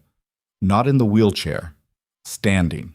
Song's face went through three things in approximately 1 second: recognition, recalculation, and then something that tried to be neutral and didn't entirely make it. "Mr. Kang," he said. "Close the door," Ji-tae said. Song closed it. He was very still now in the way that large men go still, when they've suddenly become uncertain about the geometry of a room. Ji-tae stayed at the window, didn't turn, let the silence work. "You wanted to see me," Song said. "I want to hear your voice when you answer a direct question," Ji-tae said. "That's why I wanted to see you." He turned, looked at Song across the office. "How long have you been in contact with the Busan legal team?" Song's jaw tightened. "I don't know what you're referring to." "That's one answer," Ji-tae said. He walked to his desk, sat, set his hands flat on the surface in front of him. "Here's another question. The Meridian Capital Partners account, the Singapore entity. You routed information through a consultant named Lee Byung-chul. That relationship started how long ago?" Silence. Song's breathing shifted, not visibly, but Ji-tae had spent 15 years reading the body language of men in rooms like this, and the shift in breath, the slight change in the way Song held his shoulders, said everything. "You were supposed to be..." Song stopped. "What?" Ji-tae said, very quiet. Song looked at him. The neutrality had failed entirely now. What was under it was harder and more complicated, not simple malice, Ji-tae thought, but the specific bitterness of a man who had waited and planned and calculated and was now watching the calculation collapse. "You were supposed to be finished," Song said. Flat. Almost conversational. "The accident, the condition. Everyone was saying the same thing. Even the doctors were being careful. I thought..." "You thought the window was open," Ji-tae said. "I thought the organization needed continuity. The rationalization arriving now, predictable in its shape, needed someone who could function, who could..." "You thought you could take it," Ji-tae said. "Don't dress it. You thought I was broken and you moved. Say it like that." A long pause. Song's hands at his sides. Something moving through his face. And then, with a sudden exhausted honesty that Jitai hadn't expected. "Yes," he said. "That's what I thought." The words sat in the room. Jitai looked at him for a long moment. In another context, in another life, he might have found something to respect in that directness, in the stripping away of the rationalization. In this context, it simply confirmed the shape of the damage. "How much does Min Woo know about the Incheon operation?" Jitai said. Song went still in a different way this time. "I didn't—" Song. A pause. "The structure, the routing entities, not the personnel." Jitai absorbed this. The Incheon operation was cleaner than most, less legal exposure, but its routing structure was intricate in ways that took months to understand fully. The fact that Minwoo now had that structural knowledge meant he could apply pressure to it with precision. And Oh, what did Oh give him? "I don't know everything." Oh gave him. "What do you know?" Song breathed in, out. The Hyundai property documentation, the beneficial ownership chain, and he stopped. His jaw worked once. The schedule for the Busan Consortium legal filing. Oh told him when the filing was coming so Minwoo could time the debt position activation to coincide with it. Jitai sat with that. The Busan filing, the debt positions, simultaneous, designed to hit from two directions at once, legal exposure and financial pressure, time to land while the chairman was in a wheelchair in a private suite, and two members of the inner circle were already positioning themselves for the transition. It was a good plan. He could see the architecture of it now, fully assembled, and it was genuinely good, patient, layered, designed by someone who understood how organizations fractured under combined stress. "Where is Oh right now?" Jitai said. "I don't know." Jitai looked at him. Song looked back. "I genuinely don't know," Song said. "He went quiet 4 days ago, stopped responding. I thought he was being careful." A pause. "Now I don't know what I think." Jitai picked up his phone, texted Hyun-kyu 4 words. "Find Oh. Right now." He set the phone down, looked at Song. "You're going to stay in this building until this is resolved," he said. "You're not going to make any calls, send any messages, or contact anyone outside these walls. You will have access to your office and the executive floor. You will not have access to anything else." Song's face tightened. "You're confining me." "I'm containing a variable," Jitai said, "which is more consideration than you extended to me." Song stood in the center of the office for a moment longer, then quietly, "What are you going to do?" Jitai looked at the window. At Seoul in the morning, gray and dense and going about its business with the total indifference of a city that had outlasted every man who had ever tried to hold it. "What I should have done before I sat down in a wheelchair and waited for people to show me who they were," he said. Song left. Yun-kyu's response came back in 4 minutes. Oh Sung-nam boarded a flight to Singapore at 6:40 a.m. this morning. Jitai read it again, set the phone face down on the desk. Oh was gone. With everything he knew. Everything he'd given to Minwoo's network over 8 months of careful feeding, and now that Jitai was moving, Oh had run, which meant Oh had a signal, some wire or contact or dead drop system that had told him the window was closing, and he had taken the exit that Minwoo had presumably built for him exactly for this contingency. Jitai pressed both hands flat on the desk, breathed through his nose. In, out. The cracked tooth feeling had become something larger, a structural thing, the sensation of a load-bearing element flexing under more weight than it was designed to hold. He was sitting like that when the knock came. 2 knocks. Quiet, precise, the pattern he knew. He said, "Come in," and Amina opened the door. She stopped when she saw him, not in the medical suite, not in the wheelchair, standing at his desk in a full suit, with his hands pressed against the surface and his face carrying something she hadn't seen on it before. She held a leather folder against her chest. His morning correspondence, the 10 a.m. briefing materials, the things she brought every day with the same reliable precision of someone who would have the materials ready, whether he was running the building or apparently dying in it. She looked at him. He looked at her. "You're standing," she said. Very quiet. "Yes." A pause. She absorbed this in that particular way she had, not demanding explanation, not performing surprise for his benefit, just taking in the actual information and sitting with it. Her eyes moved once, briefly to the window, then back to him. "Are you all right?" she asked. The question landed differently than it would have from anyone else in this building.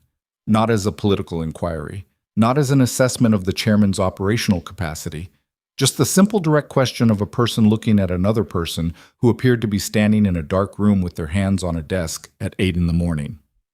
"No," he said, which was the first genuinely honest answer he had given anyone who asked that question in longer than he could precisely calculate. She stepped fully into the room, set the leather folder on the near end of his desk, didn't come closer, didn't give him space the way people give space when they're afraid of something. She just stood at a natural distance and waited, and the waiting had no performance in it, no positioning, nothing except the simple steadiness of a person who was not going anywhere. "Oh, Sung-nam flew to Singapore this morning," Jitai said. She was quiet. "He's been feeding organizational intelligence to the man who's been building a financial attack against the syndicate. For 8 months. Song Jae-wook has been doing the same." He looked at the desk. "Someone gave them a signal that I was moving. I don't know who. I don't know the full shape of the network yet." She was still quiet. Then, "What do you need me to do?" Not "what does this mean?" Not "how did this happen?" Not the 1,000 questions that most people would have asked either from genuine shock or from the performance of concern. Just, "What do you need me to do?" Jitae looked at her for a moment. "The financial compliance files for the Incheon routing entities," he said. "The ones you cross-referenced last month for Hyun-Kyu. I remember them. I need to know if any external access has touched those files in the past 90 days. Not Hyun-Kyu's team. Anything external, any inquiry, any data request, however it was framed." She nodded once. "I'll start now." "Amina." She stopped, turned back. He looked at her across the desk, across the morning, across the specific weight of everything that was currently fracturing around him. "The work you've been doing for me these past weeks, coming up here, the food, all of it." She waited. "I need to know you understand what this organization is," he said. "What it actually is, not the corporate structure. The other thing." Her eyes held his steadily. "I've always known what it is," she said, "and you came anyway." "I came because you were alone," she said. Simply, directly, the way she said all true things, without architecture, without performance. Not because of what the organization is or isn't, because you were alone and nobody was feeding you, and that seemed like something a person shouldn't let stand without doing something about it. The office was very quiet. Outside, Seoul moved through its morning, indifferent and vast. And somewhere in Singapore, a man who had built 15 years of trust inside the Black Viper Syndicate was clearing customs with a carry-on bag full of everything he knew. And somewhere in the same city, the man who had designed this whole assault was sitting with a plan Jitai was only now fully seeing. And the gala was 9 days away. And the evidence package was compromised and the timeline was collapsing on every side simultaneously. And in the middle of all of it, this woman stood in his office with a leather folder of his correspondence and said she came because he was alone, and the ground floor of something Jitai hadn't built and hadn't planned and hadn't allocated any resources to managing shifted under him in a way that had nothing to do with any of the other things currently shifting, and was somehow, in its total unexpectedness, the only thing in the room that felt entirely solid. That was the word. The only thing in the room that felt entirely solid. Jitai filed it, set it in the compartment with the other things that couldn't be examined right now, and turned to the desk and picked up his phone and called Hyun-Kyu for the 3rd time that morning. And by 8:45, the war room on the 26th floor was running. The next 9 days were the most compressed of Jitai's professional life, which was a meaningful statement given the life. He worked 18 hours a day, not from the wheelchair, not from the medical suite, from the 28th floor office, standing or sitting at his actual desk, the fiction of his incapacity maintained only for the external world. While inside the compound, everything shifted back to operational reality. The household staff were briefed in controlled increments, need to know. The information tiered so that no single person below the inner circle had the full picture. Song Jae-wook remained confined to the executive floor, cooperating with the grinding thoroughness of a man who had calculated his remaining options and found them limited. Oh Seung-nam remained in Singapore, which Ji-tae allowed, because a man in Singapore was a man whose movements could be tracked and whose communications could be monitored without the complication of physical containment. Amina ran the financial compliance audit herself. 3 days of cross-referencing access logs, data request records, correspondence trails, meticulous, unhurried, thorough in the specific way of someone who understood that the value of the work was in not missing anything. She brought Ji-tae her findings on the 4th day in a clean summary document, 4 pages, no unnecessary language. External access to the Incheon routing files had occurred 7 times in a 90-day window, originating from a terminal that traced back to a device registered to a mid-level compliance officer named Kwon Tae-hyun, who had been with the organization for 3 years and whose personnel file was entirely unremarkable. Ji-tae read the document. Read it again. Kwon, he said. He has access level 4 clearance, Amina said. She was standing across the desk, not sitting, the way she stood when she was delivering information and wanted to be able to move if he needed something from her. Which shouldn't give him access to those files. Someone elevated his credentials temporarily on 3 separate occasions. The elevation was cleared through an administrator account that traces to Song Jae-wook's login. The mechanism. Song had been the mechanism, not just feeding information himself, but building the pipeline through which others could feed it. Ji-tae looked at the document. Kwon is still in the building. He's in the building. Quietly, Ji-tae said. Have him escorted to building security. Don't tell him why. Don't let him near a phone first. She nodded. Left. Came back 14 minutes later and said it was done and then sat down. He'd stopped asking her to sit. She'd stopped needing the invitation. And worked on the legal correspondence for the Busan filing response while Ji-tae built the final architecture of what would happen in the Crystal Dragon Ballroom in 5 days. The evenings were different from the days. The days were operational. Calls, files, decisions, the constant intake and processing of information that running a fractured organization under external assault required. The evenings, after the last call and the last briefing and the last decision that couldn't wait, had a different quality. Hyun-kyu went home. The compound settled. Ji-tae remained at his desk and Amina remained at hers, 3 offices down, because her workload had expanded to match the emergency, and she was the kind of person who didn't leave a workload unfinished. He brought her tea once. He didn't think about it beforehand, just stood up, went to the staff kitchen on the floor, made 2 cups of barley tea, brought one down the hall, set it on her desk. She looked up from her screen, looked at the tea, looked at him. You don't have to do that, she said. I know, he said. Went back to his office. He heard her, very quietly, laugh. Just once, short, the sound of someone caught off guard by something small and genuine. It followed him back down the hall and sat in his chest in a way he didn't try to analyze. 3 days before the gala, Min-woo moved. Ji-tae was in the war room when Hyun-kyu's phone rang. Hyun-kyu listened for 40 seconds, said nothing except yes twice, hung up, and looked at Ji-tae with the expression he wore when the thing they'd been preparing for had arrived and was larger than hoped. The Busan Consortium filed the additional motion this morning, Hyun-kyu said, 2 hours ago.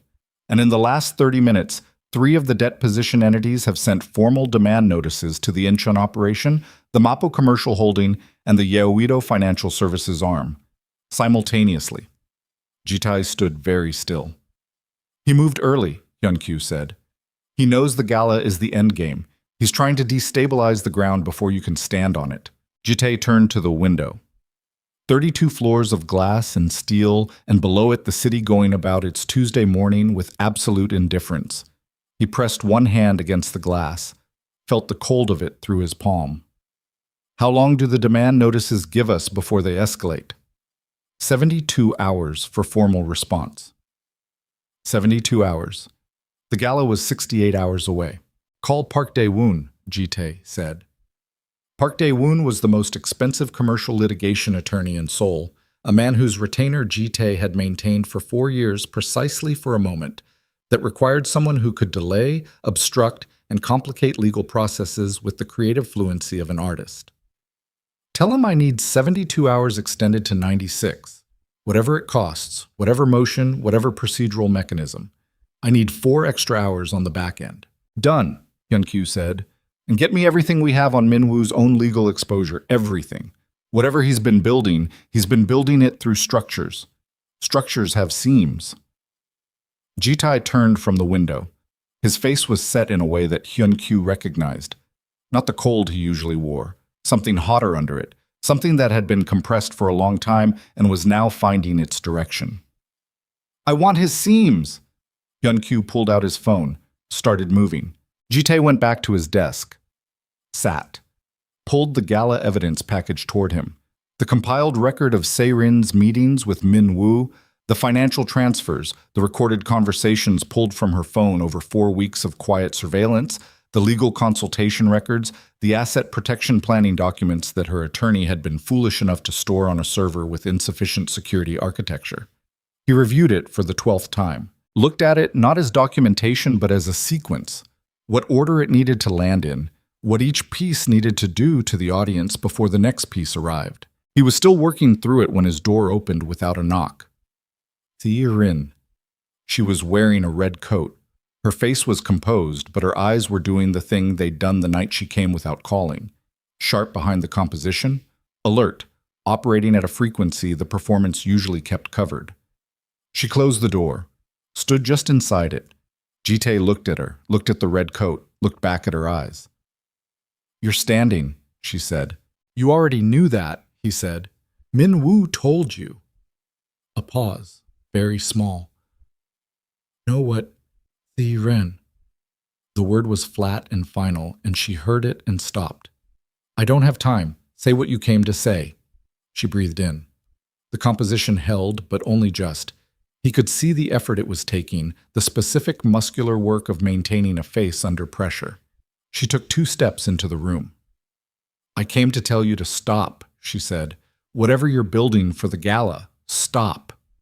No. Ji-tae, no. You don't understand what he'll do. Her voice dropped. The music gone entirely, something raw under it. Min-woo he's not just a real estate developer. The people he works with, the network behind the financial positions, if you expose him publicly, if you humiliate him in front of everyone, he'll retaliate, Ji-tae said. Yes. Against you. A pause. Against both of us. Ji-tae looked at her. In the red coat, in the compound she'd spent 14 months navigating with strategic precision, saying, both of us. He thought about 8 months ago. He thought about the asset protection lawyer.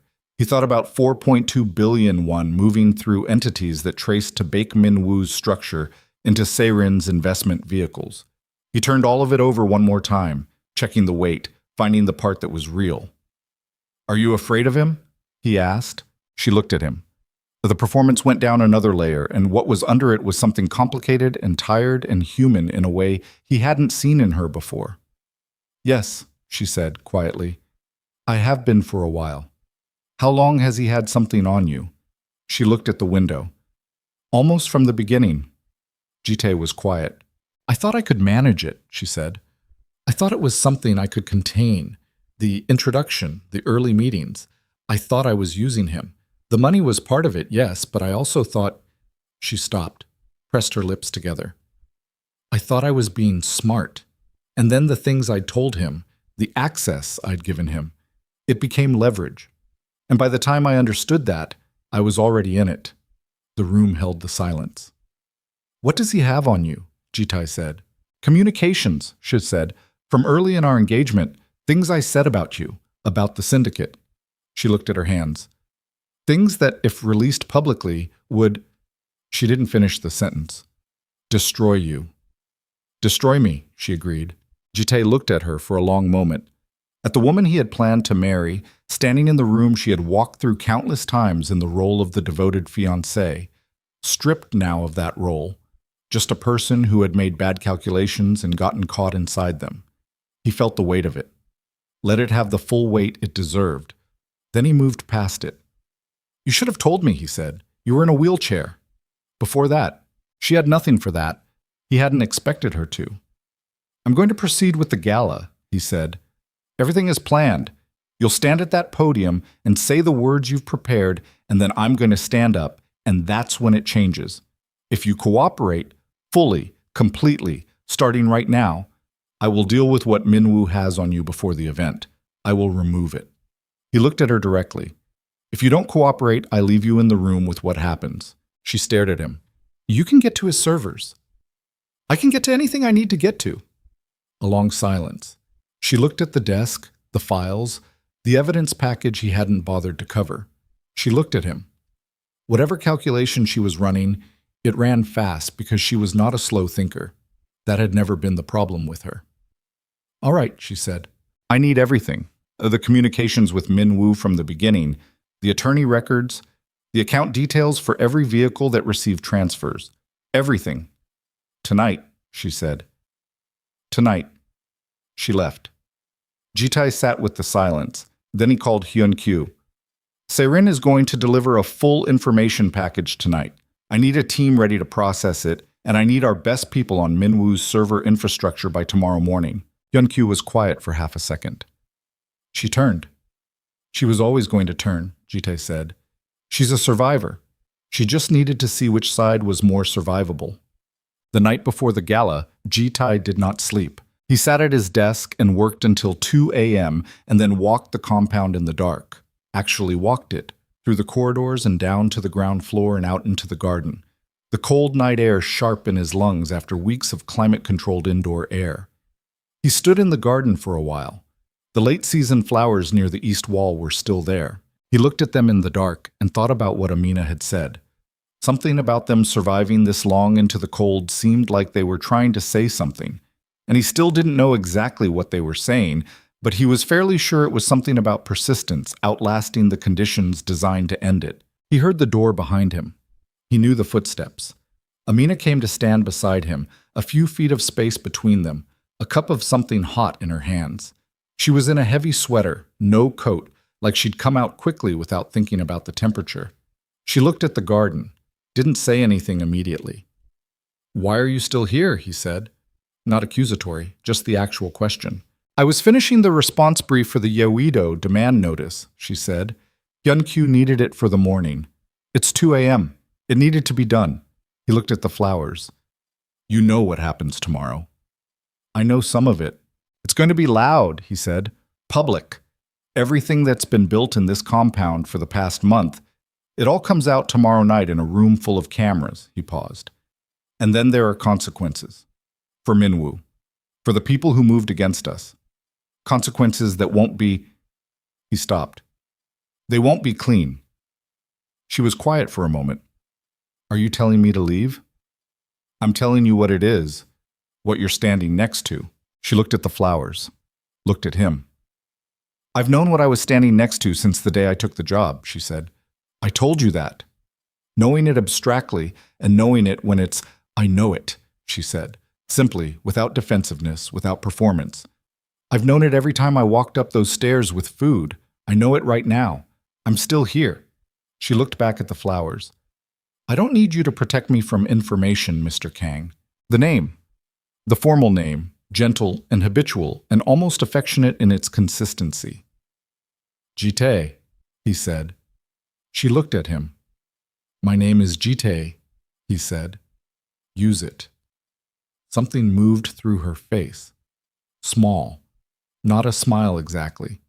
The precursor to one, the thing just before. "I know your name," she said. "Then use it."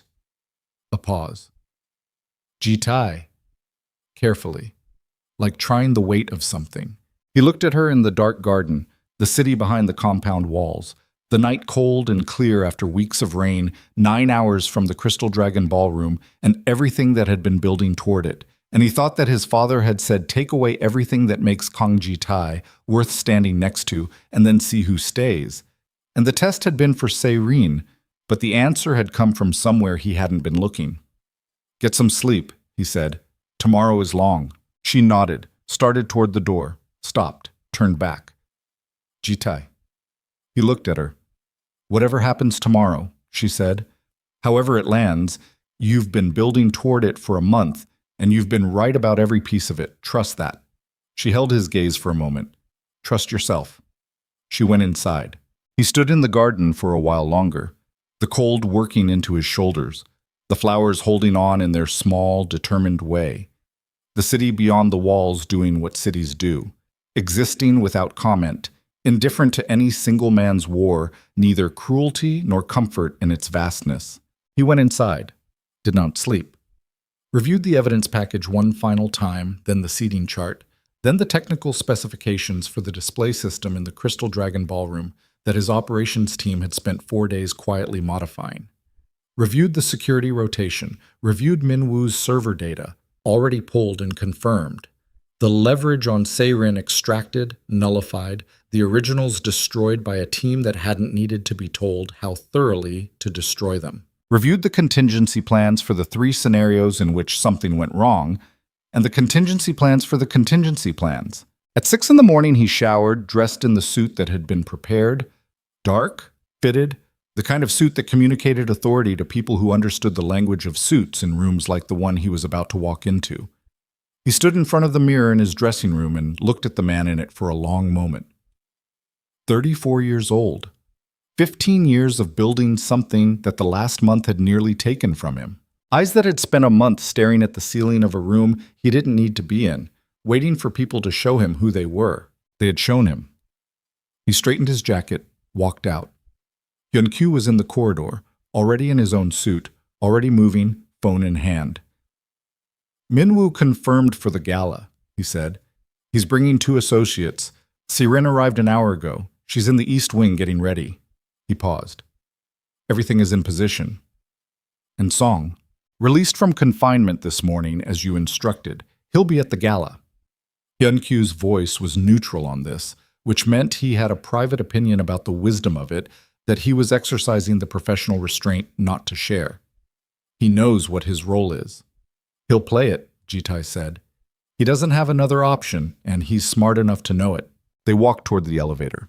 The compound around them was awake and running, the particular focused energy of an organization that knew something significant was happening tonight and was performing normalcy over it with practiced discipline.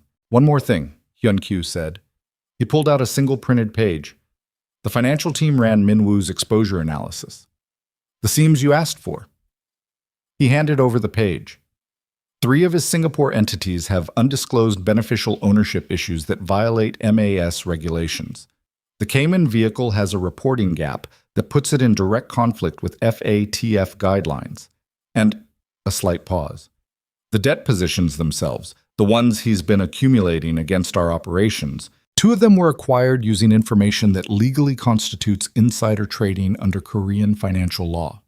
The source of the information traces directly to Song, which traces directly to Minwoo's instruction.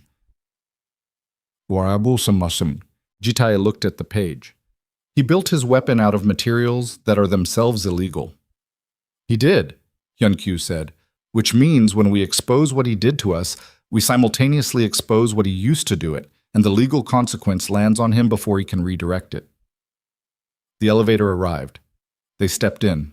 Jitai folded the page, put it in his jacket pocket, pressed the button, watched the doors close on the corridor, the compound, the month of careful construction that was about to either hold or break under the weight of 500 witnesses and a ballroom full of cameras.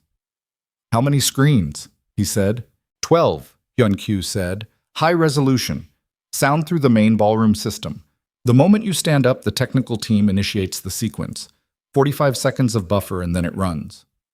Jitai looked at the elevator doors. His reflection in them, dark suit, hands at his sides. The specific quality of stillness that he had learned early was the most powerful thing a man in his position could project in the moments before something detonated. And the room, he said, when I stand up. Hyun-kyu glanced at him. 500 people who have spent the last month hearing that Kang Jitai is broken. Every rival, every ally, every interested party in Seoul's entire power structure, all of them in one room, all of them about to watch the man they thought was finished. He stopped. Let the thought complete itself. Jitai looked at his reflection. The elevator descended. The Crystal Dragon Ballroom was 6 kilometers away, And in it, the chandeliers were being lit, and the tables were being dressed, and the cameras were being positioned, and Baek Min-woo was selecting a tie, and Serin was standing in front of a mirror, much like this one, preparing the face she would wear to the room that would end her. The Crystal Dragon Ballroom occupied the entire fourth floor of the Hansung Grand, a hotel that had been built in the early 90s by a conglomerate with ambitions larger than its taste, and which had since been renovated twice into something that managed to be simultaneously excessive and genuinely impressive. 40-meter ceilings, 3 tiers of chandelier, floor-to-ceiling windows along the western wall that faced the Han River and caught the city lights in a way that made every event held there feel like it was occurring at the center of something important. Tonight the room was dressed in white and black. 500 chairs filled, 12 screens positioned at intervals along the walls and above the main stage. The technical crew invisible in the way that good technical crews are invisible. Present everywhere, noticed nowhere. Ji-tae arrived at 7:58. He came through the service entrance with Hyun-kyu and 2 members of the security rotation because the entrance you used communicated something about the mode you were operating in, and the mode he was operating in tonight did not require a public arrival. He needed to be in the room before anyone knew he was there. He needed to be positioned before the moment came, not processed through it. The green room adjacent to the main stage was empty when they arrived. Ji-tae stood in it and breathed and listened to the sound of 500 people assembling on the other side of a wall. The specific collective sound of Seoul's power structure in a social context. The layered noise of performance and alcohol and carefully managed proximity between people who needed each other and did not trust each other, and had organized an entire vocabulary of behavior around that precise tension. Hyun-kyu checked his phone. Serin is at the main table. Min-woo arrived 8 minutes ago. East side, table 6, clear sight line to the stage. He paused. Song is at the inner circle table. He hasn't spoken to Min-woo. He won't, Ji-tae said. He knows what tonight is. O's flight landed in Incheon 2 hours ago, Hyun-kyu said. Ji-tae looked at him. He came back. We sent the message you approved. He understood what it meant. Hyun-kyu's voice was carefully neutral. He's outside. He came alone. Ji-tae had spent 2 days deciding what to do about Oh Sung-nam. The man had run, boarded a plane at 6:40 a.m. with a carry-on full of organizational intelligence and a plan to be in Singapore when the structure he'd helped destabilize finally collapsed. He had been, in the clinical calculation of betrayal, more dangerous than Song because he had more seniority, more institutional knowledge, more relationships built over more years that could be weaponized against the syndicate's continuity. He had also, when Ji-tae sent a single encrypted message through the channel that only the Inner Circle's original members knew, gotten on a plane back. That meant something. Ji-tae hadn't decided yet what it meant exactly, but it meant something, and he had learned over 15 years that the things that meant something were worth allowing space to mean it before acting. He stays outside until I say, Ji-tae said. Then bring him in through the service entrance, not the main floor. Hyun-kyu nodded. The wheelchair, Ji-tae said. A member of the security team produced it from the adjoining storage room. The same chair Ji-tae had sat in for a month, now serving one final purpose. Ji-tae looked at it, sat in it, felt the particular quality of the constraint, the way it positioned the body in submission to circumstance, the way it changed how a room would look at him when he entered it. One last time. Ready, he said. Bum. He entered the ballroom at 8:43, pushed by a member of the household staff who had been briefed, who kept his face composed and his pace steady as 500 people registered the arrival of the Black Viper's chairman in a wheelchair, diminished and present simultaneously, the symbol of everything that had shifted in Seoul's hierarchy over the past month, made physical and visible. The room adjusted. It didn't stop. It was too practiced a room to stop. But it adjusted, the way water adjusts around an object placed in it, the attention flowing and reshaping without announcing itself. Ji-tae felt it on his skin, felt the specific quality of 500 people recalibrating their read of the situation based on the data point of his physical presence. He kept his face composed. Not cold. He'd decided against cold tonight, against the controlled blankness he usually brought to rooms like this. Tonight, his face was simply present, which was in its own way more unsettling to people who were used to the blankness. He saw Min-woo at table 6. Minwoo was 42 and looked like the version of himself he had constructed for rooms like this. Expensive suit, the specific tan of a man who traveled to places that required it, a face trained in the social confidence of new money that had been around long enough to develop a patina of ease. He was talking to the man on his left when Ji-Tai entered. He registered Ji-Tai's entrance the way everyone did, a flicker of attention, a recalibration, and then he looked back to his conversation. And Ji-Tai watched him do it and understood the calculation in it. Look too long at the man in the wheelchair, and you signal awareness of your own position relative to him. Look away naturally, and you perform the normalcy of someone with nothing to perform. Minwoo had miscalculated the evening entirely. He was still operating on the information that had been accurate this morning, which was that Ji-Tai was building an exposure of Se-Rin's betrayal, and that tonight was about Ji-Tai reclaiming his personal and social standing from a failed engagement. He had decided, Ji-Tai was fairly certain, that this was manageable, that whatever Ji-Tai had built against Se-Rin could be absorbed, that his own position was sufficiently separated from what would be revealed, that the financial pressure of the demand notices had created enough structural distress in the syndicate to keep Ji-Tai reactive rather than offensive. He was about to find out the difference between a man reacting and a man who had spent a month in a wheelchair letting his enemies believe he was reacting. Ji-Tai was guided to the head table. Se-Rin was there, in a dress the color of dark champagne, her hair arranged perfectly, her face carrying the expression she had decided on, warm and composed, and slightly luminous in the way of a woman who intended to be memorable tonight for the right reasons. She looked at Ji-Tai when he arrived. Something passed between them, brief, private, not warm exactly, but not hostile either. The specific look of two people who have arrived at a transaction they both understand and are prepared to honor. She took his hand briefly. For the room. He let her. The dinner proceeded. Ji-Tai ate almost nothing. Not from nerves, he had moved past the architecture of nerves, but because eating required the kind of attention he was directing elsewhere. He tracked the room. Tracked Minwoo, who spoke to 3 different people over the course of the meal, and whose body language read as relaxed in the way that controlled people read, as relaxed when they are in fact very alert. Tracked the technical team's positions along the walls. Tracked the camera crews. 2 of them, one pool feed going to 3 different broadcast partners who had been invited to cover what had been promoted as a landmark social event. At 9:47, the dinner plates were cleared. At 9:52, the program director signaled the podium. Se-Rin stood. The room quieted with the efficiency of 500 people who understood that the formal portion of the evening had begun. She walked to the podium with the carriage of a woman who had rehearsed this walk, and she stood at the microphone and she looked out at the room and she smiled. And the smile was real, Ji-Tai noted, which surprised him and didn't surprise him simultaneously. Real in the way that certain performances become real through repetition, through the performer inhabiting the role so completely that the boundary between role and self becomes genuinely unclear. She spoke for 4 minutes. Ji-Tai had heard the speech in pieces over the past weeks. She'd mentioned working on it, the shape of what she intended, and the assembled version was exactly what he'd expected.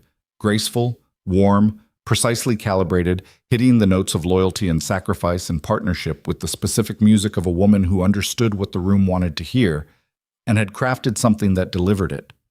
She talked about the past month, about difficulty, about what it showed you about the foundations of what you were building with another person. She talked about love not as a feeling, but as a choice made daily. The room listened. The room was moved. Ji-Tai watched Minwoo watching Se-Rin and saw in Minwoo's face the particular expression of a man watching an instrument perform and being satisfied with its performance. Se-Rin finished. The room applauded. She looked at Ji-Tai, and in that look, very briefly, there was something that was neither the performance nor the calculation, but something that lived between them. The residue of 14 months, the genuine pieces that had existed inside all the other pieces, small and real and insufficient and true.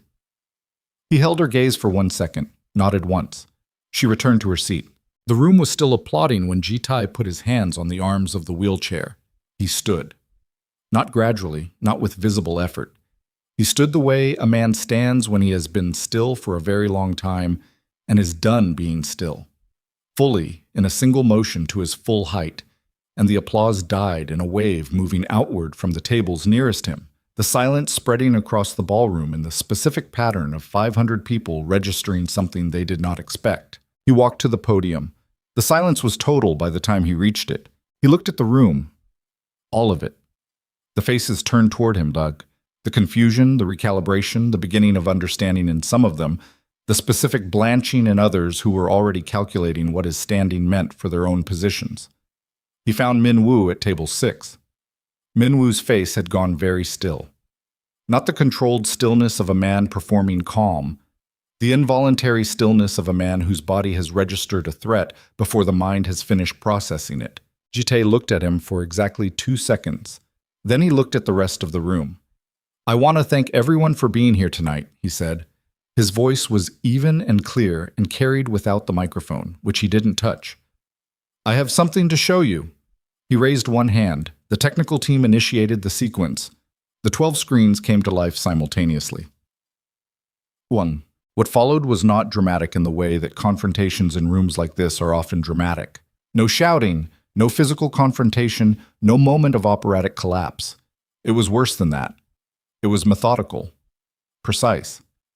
The evidence assembled over 4 weeks of careful work displayed itself in sequence, each piece arriving after the previous piece had had time to land, the way a prosecutor builds a case not through shock but through accumulation. The first screens showed the financial documentation, the debt positions, their structure, their placement, the entities that held them traced through their layers to their origin.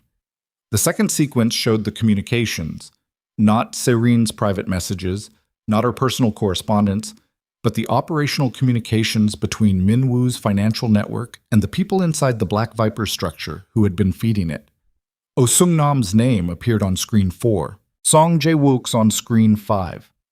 The routing of Kwon Tae-hyun's elevated access credentials on screen 6. The room absorbed all of this in something close to silence. Not complete silence. There were sounds, the specific sounds of 500 people processing something collectively, the shift of chairs, the low breath of shock, the clink of a glass set down too hard. But no one spoke. The room was held by the sequence, by the cumulative weight of it, by the specific gravity of watching something that had been hidden become irreversibly visible. The 7th screen showed the insider trading documentation. At table 6, Baek Min Woo's face completed its transition from stillness to the expression of a man understanding the full shape of where he is standing. He looked at the screen, looked at Jitae at the podium. His jaw tightened once. Something moved through his eyes. Not fear exactly, something colder than fear, the specific emotion of a man who has built carefully and watched the building fail. He started to stand. 2 members of Jitae's security team, who had been positioned at the ends of his row, stepped into the aisle simultaneously. They didn't touch him. They didn't need to. Min Woo looked at them, looked at the room, the cameras, 500 witnesses, sat back down. Jitae watched him do it. "The demand notices sent this week to 3 of our operational entities," Jitae said, his voice still even, still carrying without effort, "were assembled using information obtained through insider access to our organizational structure. The legal team will be filing criminal referrals with the Financial Services Commission tomorrow morning. The full documentation has already been transmitted to the appropriate regulatory bodies in Singapore and the Cayman Islands." He paused. "The men responsible inside and outside this organization have already been identified." The room was very, very quiet. Jitae looked at Min Woo one more time. Not with anger. Anger was a resource, and he had spent it all in the preceding weeks on the work, not saved any for this moment, which was the correct way to spend it. What he felt looking at Min Woo now was something closer to the specific exhaustion that comes after a very long calculation reaches its conclusion. The work was done. The answer was in the room. There was nothing left to feel about it except the clean, flat fact of it. "You loved the Empire," Jitae said, and the room understood he was not speaking to it. "You never understood what builds one." He stepped back from the podium. The screens continued to run. The room did not erupt. That was the thing about rooms full of people who had survived this long in proximity to power. They did not erupt. They absorbed. They processed. They began, immediately and simultaneously, the private calculations of how this night and its revelations would reshape the boards they were playing on. And they did this while keeping their faces composed and their voices low, because that was the vocabulary of the room and they were fluent in it. Baek Min-woo was escorted from the ballroom by Ji-tae's security and a member of the National Financial Intelligence Unit who had been present in the building since 8 p.m. The escort was quiet and unremarkable. No cuffs, no drama. A man walking toward a door between two other men, which in the language of the room communicated everything. Serin watched it happen from the head table. Her face was composed, her hands were folded in her lap, and she was very still. And Ji-tae, returning from the podium, looked at her once and saw in her stillness the specific quality of a woman who has been afraid for a long time and is processing the first moments of that fear's removal, which did not look like relief and did not look like joy, but looked like a person sitting with the unfamiliar sensation of a weight that has been put down. She did not look at him. He did not require her to. He sat back down at the head table, and Hyun-kyu appeared at his shoulder and said quietly that Song had departed the main floor and was in the holding room as arranged, and that the regulatory filings had confirmed receipt, and that Park Dae-woon had sent word that the Busan Consortium's legal team had gone very quiet in the past 30 minutes, which was its own kind of information. And oh, Ji-tae said, "Service corridor, waiting." Ji-tae sat for a moment. The room around him was finding its new shape, clusters forming, the social machinery of 500 people reorganizing itself around the new information, the map of Seoul's power structure updating in real time. He was aware of being looked at, of his standing being the subject of rapid reassessment across the room, of the specific moment when the narrative of the incapacitated chairman became the narrative of something else entirely. He let the room do its work. He was done performing for it tonight. "Give me 10 minutes, he said to Hyun-kyu. "Then bring Oh in." Oh Sung-nam was 63 years old and looked tonight like all 63 of those years had arrived simultaneously. He came into the service corridor room, small, fluorescent lit, the functional, undecorated reality behind the ballroom's glamour. And he stood in front of Ji-tae with the posture of a man who had been carrying something heavy for a long time and had run out of the energy required to pretend otherwise. Ji-tae looked at him. Oh looked back. "You came back," Ji-tae said. "Yes." Oh's voice was rougher than Ji-tae remembered, older. "Why?" Oh was quiet for a moment. He looked at the floor. The fluorescent light was unkind to everyone in it, and he stood in it without flinching. "Because I've been in this organization for 31 years, he said. "Because your father gave me a place in it when I had nothing and built nothing and was no one."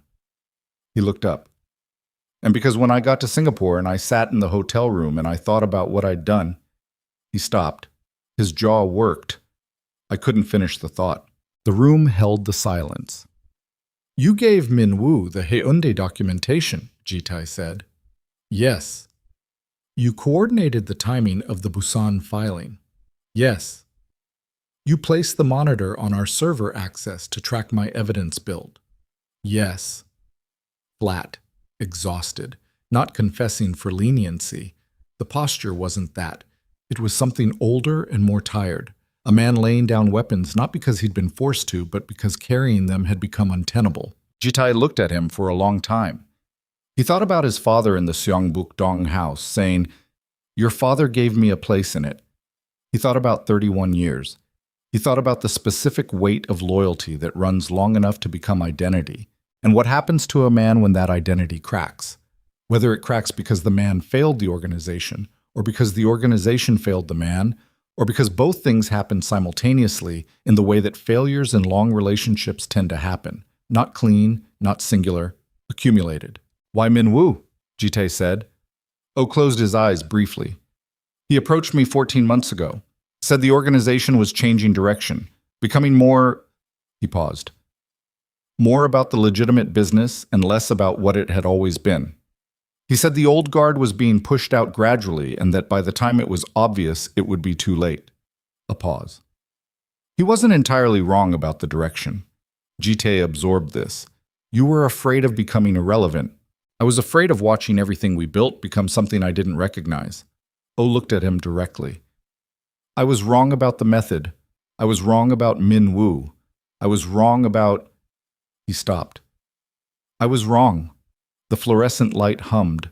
Somewhere through the wall, the ballroom continued its reorganization, the sounds of it muffled and distant. "Go home," Jite said. Oh looked at him, uncertain. "Go home tonight," Jite said. "Don't contact anyone. Don't leave the city. I'll be in touch in 72 hours about what comes next." He held O's gaze. "I'm not telling you this is resolved. I'm telling you I'm not finished thinking about it. There's a difference." O stood there for a moment. Something moved through his face. Not gratitude exactly. Something more complicated than gratitude. The expression of a man who had expected one thing and received something that required more of him, in a way, than what he'd expected. He nodded once, walked to the door, stopped with his hand on it. "Your father would have done the same thing," he said, quietly. Thought it through before acting. He never wasted anything, not even the people who failed him. He left. Jite stood alone in the fluorescent room for a while. Thought about his father, about a house in Seongbuk-dong and green tea and a bird in the garden and an old man who had built something from blood and sacrifice and had known, always, that the thing you built was only as durable as the quality of attention you paid to what you were building it from. He was still standing there when the door opened again and Hyun-kyu looked in. "She's asking for 5 minutes," he said. "Say her in." Jite straightened his jacket. "Send her in." She came in and stood in the same fluorescent light, and it did to her what it did to everyone, stripped the arrangement from everything, and what was left was a woman who was 32 years old and tired, in a way that Jite recognized because he was tired in the same way. The specific tiredness of people who have been performing continuously for so long that the performance and the rest feel like the same thing. "It's done," she said. "It's done," he agreed. She looked at the wall. "The leverage he had on me, destroyed. The originals and every copy we could find. My technical team is good." She breathed in, out.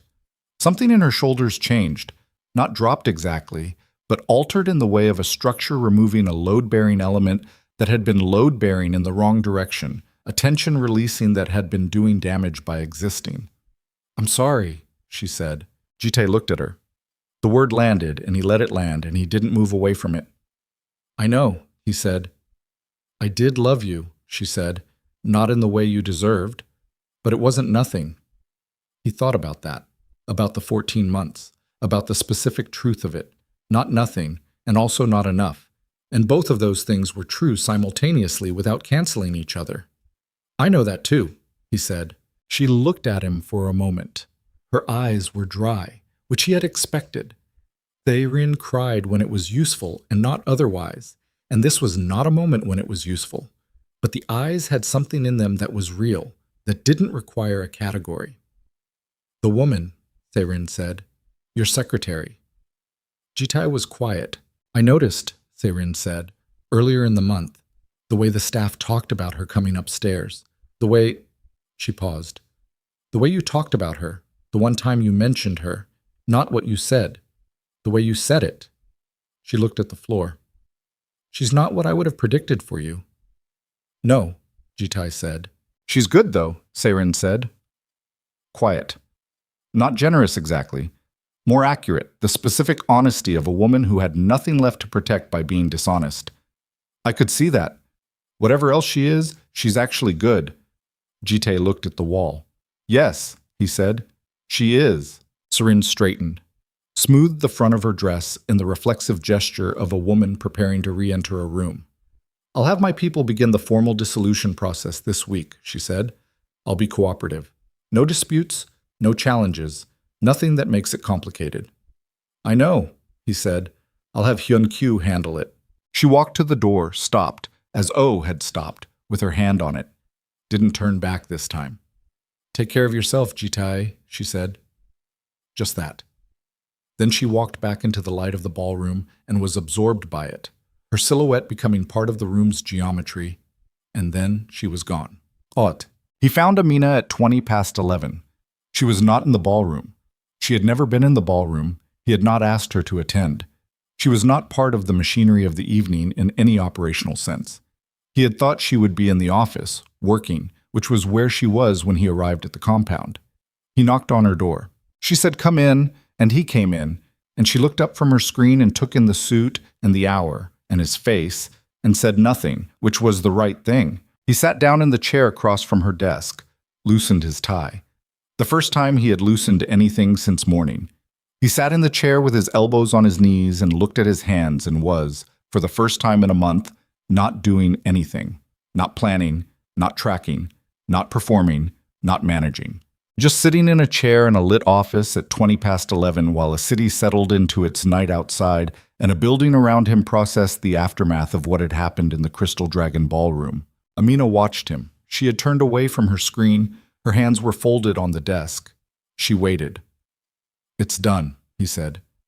"I heard," she said, gently. Hyun-kyu texted. He looked at his hands. "Minwoo is in custody. The regulatory filings are submitted. The Busan legal team has gone quiet. Song is cooperating. Oh, is—" He paused. "A question I'm not ready to answer tonight." She nodded. "Se-rin is—" He stopped again, looked for the word, and found that there wasn't a single one. "She's going to be all right," he said finally. "Eventually." "That's good," Amina said, simply, without subtext. He looked at her. She held his gaze in the way she'd been holding it more frequently in the past few weeks, not performing the steadiness, but actually possessing it. A woman who had decided somewhere along the way that she wasn't going to look away from him just because the looking was complicated. "I want to show you something," he said. She waited. "Not tonight," he said. "Tomorrow. The garden." A slight pause. "The flowers." "There are other things in the garden," he said. "You haven't seen most of it. I want to—" He stopped, looked at his hands again. The sentence he was trying to build was unfamiliar in his mouth, not because the words were complicated, but because the architecture of what they required was different from anything he'd been constructing for 15 years. The architecture of simply wanting to show someone a garden because they had once pointed at flowers through a window and been embarrassed by their own feeling about them. "I want to show you where I think they came from," he said. "The late ones, the ones near the east wall. There's a section of the garden. The groundskeeper planted it 15 years ago, and I don't think anyone has paid attention to what grows there since." Amina looked at him for a moment. Her face did the thing it sometimes did. The careful, self-contained, almost smile. The precursor, the thing just before. "Okay," she said. "Tomorrow." He stood, straightened his jacket out of reflex, then stopped straightening it because there was no room to straighten for. Just this woman at her desk in a lit office after a long night. He looked at her. She looked back. "Thank you," he said, "for all of it.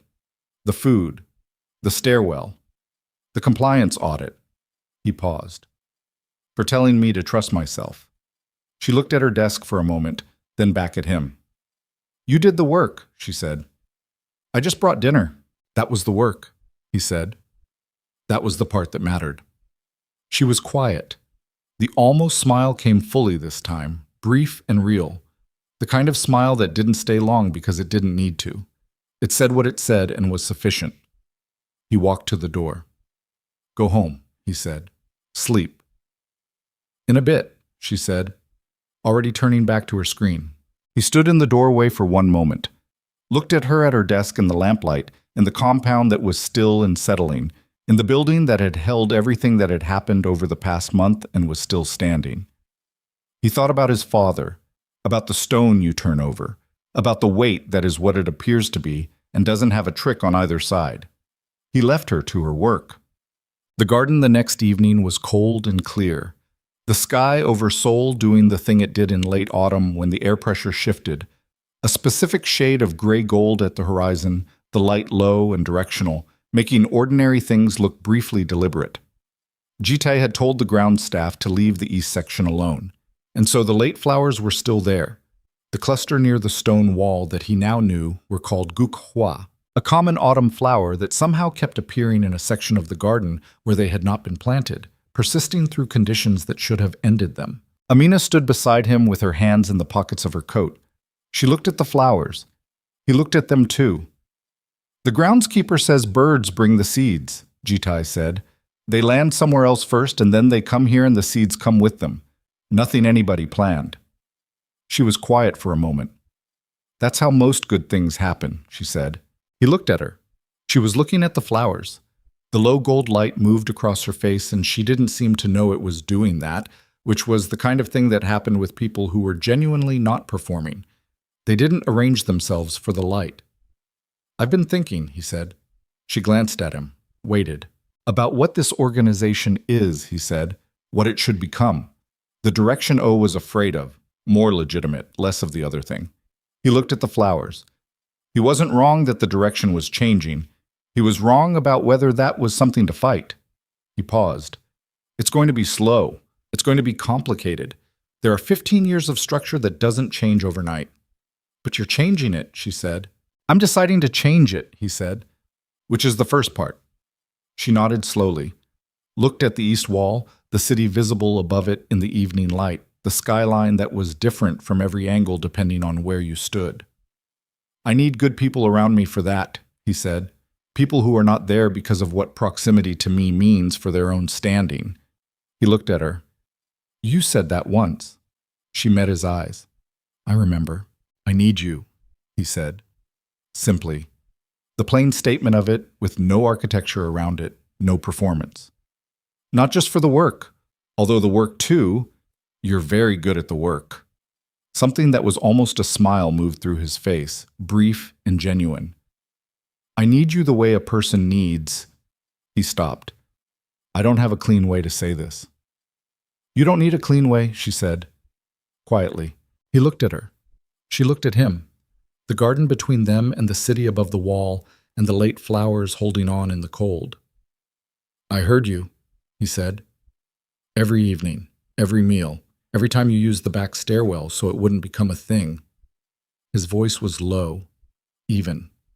The way he said things when they were true enough not to require decoration.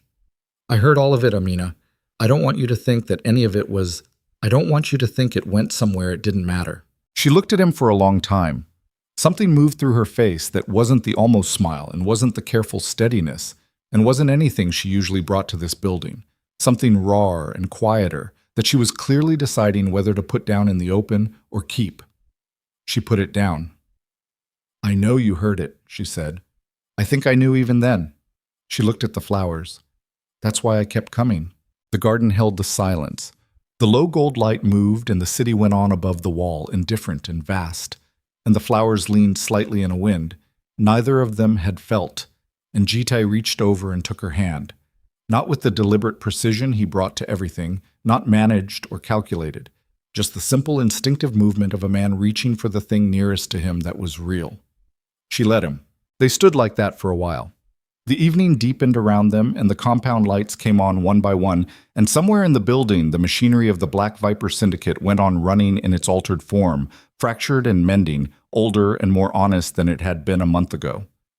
Hyun-kyu was at his desk, finishing the regulatory correspondence. Song Jae-wook was in his apartment in Hanam-dong, sitting with the specific silence of a man reassessing the foundations of every calculation he'd made. Oh Seung-nam was somewhere in the city, waiting for 72 hours to finish, carrying the question of what came next. Se-rin was in her apartment across the city, putting down a roll she had worn so long it had left marks, beginning the slow, uncertain work of finding what was under them. And in the garden of the Black Viper compound, in the low autumn light, the man who had spent 15 years building an empire on silence and fear stood beside the woman who had walked up a back stairwell in the dark to make sure he wasn't hungry, and neither of them said anything because there was nothing left that needed saying. The flowers held on in the cold. The city went on.